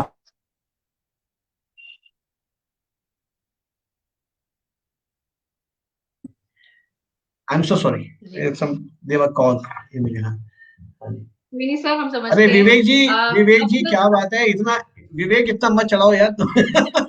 But Vivek is a very lovely boy, बहुत काम का है और मेहनती है। और इस समय थोड़ा सा हम लोग उसको चाहते हैं कि वो खुद जिंदगी में खूब आगे बढ़े। और मतलब हम लोगों के, हमारी देखिए हमारी टीम के अंदर इस समय वो ऐसी पोजीशन पे है जो जिसको हम लोग बैकबोन ऑफ अवर एनजीओ बोलते हैं, is general secretary to our NGO. और बिल्कुल। कभी भी बोलिए हमेशा तैयार है, बहुत सुंदर है। आपका तो खैर वो आपके संग तो आपका क्लासमेट स्कूल मेट रहा है, जब आपने देखा होगा। और तब में अब मैं उसको कम से कम उसके अंदर 100 गुना चार्म अलग है, फर्क अलग है उसके अंदर आ गया। ये है। जी जी नहीं सर, जो मैं विवेक, थैंक यू विवेक वेरी जानती मच। थी अपने कॉलेज टाइम में। जी जी। हाँ मैं विवेक को नहीं जानती थी, मैं विवेक को बाद में ही जानी हूँ कि ये विवेक क्या है। और अभी रिसेंटली मुझे पता चला है कि ये इतने अच्छे काम कर रहे हैं, क्योंकि कॉलेज टाइम में जो हम जानते थे, ग्रेजुएशन में वो विवेक तो अलग ही होते थे। तो खैर तब भी ये होंगे, बट मुझे शायद जानकारी नहीं होगी तब। सर इतने लोगों ने हमें ज्वाइन किया, 60 लोग थे हमारे साथ, और अभी भी हैं लोग हमारे साथ। तो अरे वाह। इतने व्यूअर्स को, जो हमारे जो शो का थीम है कि जो अपने ड्रीम्स जीना चाहते हैं, तो बहुत से लोगों का ड्रीम ये भी होता है कि वो सोशल वर्कर बने, दिल से चाहते हैं, उनके अंदर वो फीलिंग्स होती हैं। लेकिन वही चीजें होती हैं, मेंटल ब्लॉकेज, लोगों के ताने कि ये क्या कर रहे हो, डर, और फाइनेंस का इशू, बहुत सारी चीजें होती हैं जो उनके पैर पीछे खींच लेती हैं। सर आप उन लोगों के लिए कुछ ऐसा मैसेज दीजिए, कुछ उनको संदेश देना चाहेंगे, जो वो अपने सपने को कैसे पूरा करें, क्या करें। देखिए, दो शेर मैं आपको पढ़ता हूँ, बताता हूँ मैं आपको, ठीक है ना। एक है शेर कि धीरे धीरे रे मना, धीरे सब कुछ होए, माली सींचे 100 घड़ा, ऋतु आए फल हो। ये हिंदी में दोहा है। यानी कि हमें धीमे धीमे हर काम को शुरुआत करना चाहिए, और तभी उसमें तटस्थता और उसमें प्रवीणता तभी आती है जब थोड़ा समय लगता है, धीमे धीमे आगे बात बढ़ती है, चलती जाती है, ठीक है ना। इसी को उर्दू में कहा गया है कि शबे गम के आंसुओं की इतनी कहानी है, जो अटक गया वो मोती, जो टपक गया वो पानी है। यानी कि अगर आपको जिंदगी में आगे बढ़ना है, तो अगर सीप के अंदर आप चले जाओगे, तो रुके रहोगे, तो आप मोती की तरह चमकोगे। नहीं तो टपक गया तो पानी है, तीसरा, तो जो टपक गया वो तो पानी है। तो इसलिए जो चीज है उसको आप कैसे कर सकते, तो इसलिए जो चीज है उसको आप क्या, तो इसमें आपको तटस्थ से रहना है, आपको वही जिंदगी में चलते रहना है। और आपको कभी भी हिलना नहीं है। अपने कार्य के प्रति आपकी कमिटमेंट रहे, ये रहे, ये चीज बहुत इंपॉर्टेंट है। और दूसरा इसी में एक और एक शेर है बड़ा, क्या कहते हैं कि क्या है कहते हैं मंजिलें उन्हीं को मिलती है जिनके सपनों में जान होती है। मंजिलें उन्हीं को मिलती है जिनके सपनों में जान होती है। पंखों से कुछ नहीं होता, हौसलों से उड़ान। और तीसरा इसमें एक चीज है कि संयम रे संयम बरता, संयम रे संयम बरता, अग्नि जो देता वो जल्दी चलता, मतलब जो जल्दी चलता वो अग्नि को प्रज्वलित करता है, जो संयम है ठंडक देता है, आराम से काम को जमा के करता है। तो इसमें ये आपको ध्यान रखना पड़ेगा दिव्या जी, कि कभी भी किसी को है, वो लग जाए, करता रहे, चिंता ना करे, और अगर उसका दिमाग है कि मुझे काम करना है, तो मुसीबतें तो कहाँ नहीं आती हैं, सब जगह आती हैं, चढ़ते। पौधा भी जब बड़ा होता है तो उसको भी सहारा देना पड़ता है ना, तभी बड़ा होता है, गिरता है। तो ये चीज है। समाज सेवा मुश्किल नहीं है। मेरे को कभी किसी ने कहा बहुत मुश्किल है, मगर मुश्किल नहीं है, थोड़ा लगना पड़ता है, बस यही कहा। और एक्सपेक्टेशंस नहीं होनी चाहिए कि हमें इसके बदले क्या मिले। देखिए सर, विवेक जी ये एक्सेप्ट कर रहे हैं कि वो पुराना विवेक बिल्कुल अलग था, अब अशोक भैया वाला विवेक। अशोक भैया, थैंक यू, मेरा भी एक ये नाम हो गया है। Thank you. Sir, as a social worker आप सोसाइटी को कुछ मैसेज देना चाहेंगे? अरे बाबा रे, मैं क्या मैसेज तो मैं ले रहा हूँ सोसाइटी से आज तक खूब सारे। मैं तो देना क्या है दिव्या, जिसमें देने वाली कोई बात है ही नहीं, मैं तो लोगों से ले रहा हूँ। देखिए, मैं यही कह सकता हूँ कि हमें हमें ईश्वर ने बहुत कुछ दिया है, जो भी कुछ दिया है, इसमें कहीं ना कहीं कुछ, जैसे किसान जब फसल काटता है, बोता है, फसल काटता है, काटने के बाद थोड़ा सा वो अन्न अलग से रख लेता है। वो इसलिए नहीं रखता है कि उसको दोबारा पैदा करना, बल्कि ये एक हमारा जरिया है कि कभी भी कोई चीज तभी दोबारा आएगी जब हम उसको वापस देंगे। जब वापस जमीन में देंगे तो होगा। इसी प्रकार से अपने विचारों को जब किसी को देंगे तो दोबारा विचार आएंगे, उन्हीं विचार आत्मसात करेंगे। हम दूसरे के विचारों को आत्मसात करेंगे, नए विचार आएंगे। इसी प्रकार से समाज में जब हमें कुछ मिला है तो उसको वापस देना भी हमारा एक नैतिक दायित्व है, और ये हमें करना चाहिए। हमें कभी ये नहीं देखना चाहिए उसने क्या किया। अगर आप ये देखो कि दूसरे ने क्या किया है तो बेकार है। हमारे एक फ्रेंड है नवेश सरोज, उनके बड़े ब्रदर है जवेद सरोज साहब। तो मैं आज की बात नहीं कर रहा, ये आज से करीब 42 ईयर्स की पहली बात है, मैं 17-18 साल का था। तो मैं उनसे यही बात हमारी जो हुई थी, जो मैंने पहले भी बताई थी कि मोहम्मद रजा साहब ने कहा था, वही बात जावेद साहब ने कही। तो मैं जब घर गया तो हम लोग फर्स्ट ईयर सेकंड ईयर में पढ़ रहे थे, तो मैंने पूछा, उसको प्यार से नद्दू बोलते थे नवेद को। तो उनके भाई मिल गए, तो बोले अशोक तुम बहुत दिन से नहीं आए हो, क्या बात है? मैंने कहा मैं क्यों आऊं, नद्दू तो मेरे घर में आता नहीं है, मुझे क्या करना है? तो बोला अशोक ये क्या तरीका हुआ जिंदगी का जीने का? बोला बोला बड़ी अच्छी बात। मैंने कहा नहीं अशोक, ये कभी जिंदगी में सोचना नहीं किसी ने कि नवेद आता कि नहीं आता है। अरे तुमको मौका मिलता तुम आओ ना यार, उसका क्या सोचते हैं कि वो नहीं आता? I thought this is correct. मैं क्यों सोचूं, मैं अपने को क्यों मन मारूं मैं अपना, कि वो तो आता नहीं और मैं अपना मन मार के घर बैठा हूं। तो मैंने कहा अपने मन को खोलो यार, जाओ, जो नहीं आता नहीं आता, नहीं आता। तो यही चीज है कि अगर मेरा दोस्त नहीं कर रहा है तो क्या मैं भी समाज सेवा बंद कर दूं? नहीं, मौका मिला है, करना चाहिए। जिस दिन हम ये सोच लेंगे कि मैं दूसरा करेगा तो मैं करूंगा, तो इसका मतलब है कि हम अपने अंतःकरण को मार रहे हैं, हम भी अपने इमोशंस को मार रहे हैं, और अपनी पवित्रता को हम कहीं ना कहीं हम लोग हटा रहे हैं। समाज ने, भगवान ने और हमारे माँ बाप ने हमें पवित्र रहने का मौका दिया है, वो हमें करना चाहिए। आजकल लोग बोलते हैं यार ये बड़ा ईमानदार है, मैं कहता हूँ बहुत अच्छी बात है, लेकिन मैं कहता हूँ ये ईमानदार बोलना या कहना ये क्यों है? ये तो हमारा एक नैतिक कैरेक्टरिस्टिक है कि हमें ईमानदार होना ही चाहिए यार। हम दूसरे को बोल के उसको कमजोर कर रहे हैं कि बड़ा ईमानदार से बता रहे हैं कि ये, मतलब हमें उम्मीद थी कि ये बेईमान होगा लेकिन ये बड़ा ईमानदार है। तो ये चीज एक जिंदगी में, एक बार एक छोटा सा उदाहरण बताता हूँ। एक बार हमारे नोएडा अथॉरिटी की मीटिंग चल रही थी, उसमें मुझे बुलाया बोलने के लिए। तो उसने बोला अशोक जी कुछ हमने विचार रखी है। तो मैंने कहा यार विचार क्या रखा, मेरे को तो एक साहब थे वो मेरे पास आए, उन्होंने मुझसे बोला कि अशोक जी नोएडा अथॉरिटी वाले जो है बड़े पैसे मांग रहे हैं, 2 लाख रुपए मांग रहे हैं काम करने का, ये और फलाना। मैंने कहा हाँ, ये तो बहुत खराब बात है, ये तो बेईमानी है। तो अब वहां लोग सब सुन रहे हैं बैठे हुए, 10-12 साल पहले की बात है। तो मैंने कहा ये उन्होंने मुझे एक ऐसी बात बोली, तो मैंने कहा यार कि मुझे आज मालूम पड़ा कि ईमानदारी का भी एक पैमाना होता है। बोले क्या? उन्होंने बोला अशोक जी ये 50,000 मांगते तो मैं दे देता, ये 2 लाख मांग रहा है, बहुत बेईमान है। तो मेरे को क्या 50,000 में बेईमान नहीं था है, मतलब 50,000 मांग रहे हैं तो बेईमान नहीं है, वहां तक तो मेरी चलती है। तो मैंने कहा पहली बार मेरी जिंदगी में मालूम पड़ा कि ये ईमानदारी और बेईमानी का भी पैमाना होता है। तो इसलिए मैं कह रहा हूँ कि भैया ईमान का तो हमारा एक व्यक्तिगत वो चीज है। जी। Thank you. बहुत खूब, बहुत खूब सर।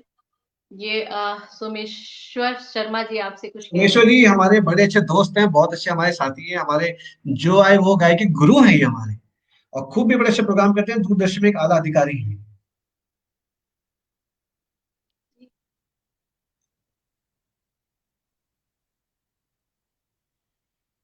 जी, कवि पंडित जी का भी आ गया है, वाह। जी, जी। Thank you.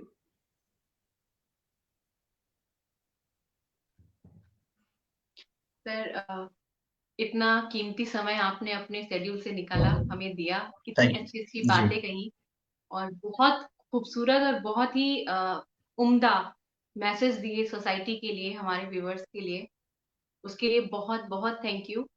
और हम चाहेंगे कि आपके साथ संपर्क में हमेशा बने रहें और जैसे विवेक को आपका सानिध्य मिलता है, हम भी आपके से कुछ न कुछ सीखते रहें। और इस बार सर दिल्ली आऊँगी तो मैं कैसे भी समय निकाल के आपसे ज़रूर मिलूँगी। और ये हमारे लिए बहुत मेरे लिए बहुत खुशकिस्मती की बात होगी कि आप जैसी शख्सियत से हम मिल पाएँ। और आपने इतना समय दिया, इतनी अच्छी-अच्छी मैसेज दिए उसके लिए बहुत-बहुत थैंक यू।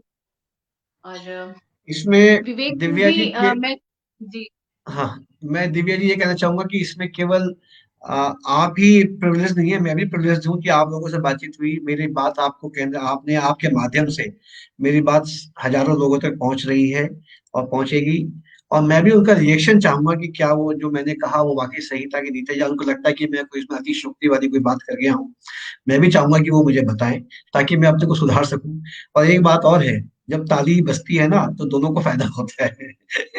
तो जब हम लोग मिले हैं तो अगर आप मुझे थैंक यू बोल रही हैं तो मैं भी हृदय के गहराइयों से आपके और आपके एलएसडी चैनल को मैं बहुत बहुत थैंक यू बोलूंगा कि आपने मुझे मौका दिया अपनी बात कहने का। Thank you. आप कुछ कह रही थी विवेक जी के बारे में, थैंक क्या यू। विवेक दुबे? जी, विवेक जी को मैं स्पेशल थैंक्स बोलना चाहूँगी क्योंकि उन्हीं की वजह से ये हो पाया है। और थैंक यू विवेक। और thank you very much sir, आपने हमें ज्वाइन किया और हमें पता थैंक है यू। आपके पास समय का अभाव है। नहीं नहीं नहीं, thank you. Thanks thank you thanks sir. Lot. Thank you. विनम्रता से thank you. Thank you. Okay, thank you Divya, thank you. नमस्कार।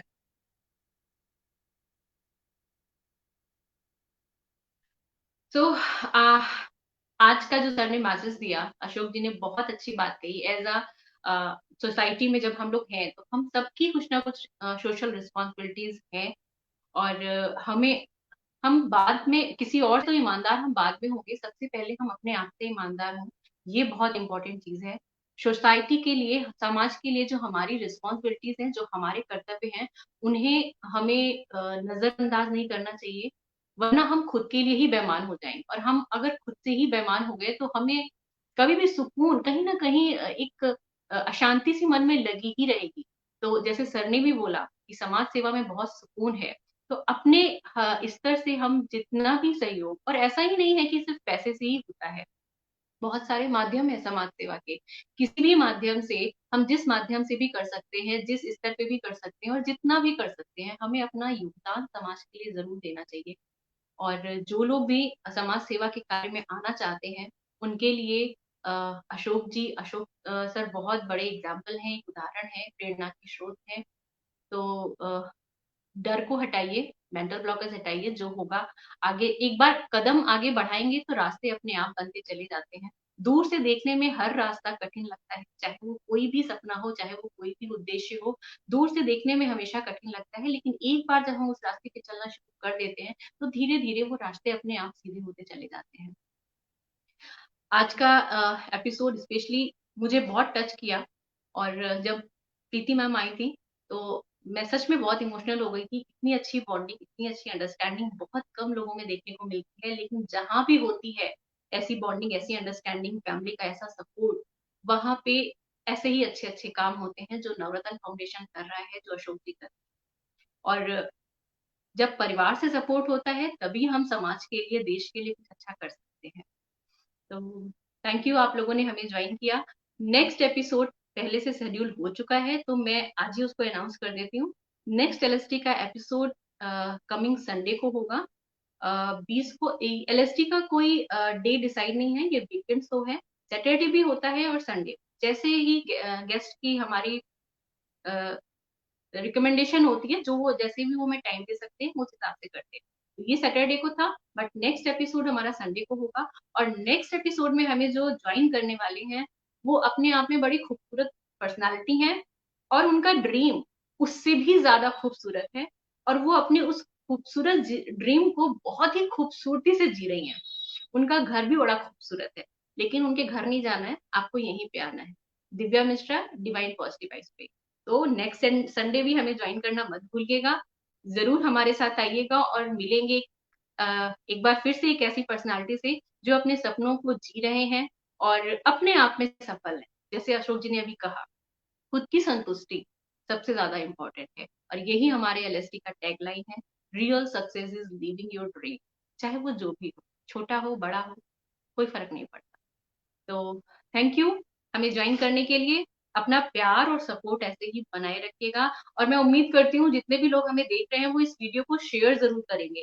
पर्पज है, आज का जो पर्पज है, नवरत्न फाउंडेशन के बारे में ज्यादा से ज्यादा लोगों को पता चल सके, अशोक जी के बारे में ज्यादा से ज्यादा लोगों को पता चल सके, जो लोग इस क्षेत्र में कार्य कर रहे हैं उनको एक सपोर्ट मिल सकता है, या किसी ऐसे जरूरतमंद को जिसको सच में जरूरत है उसको इस फाउंडेशन के बारे में, इसके काम के बारे में इंफॉर्मेशन मिल जाए।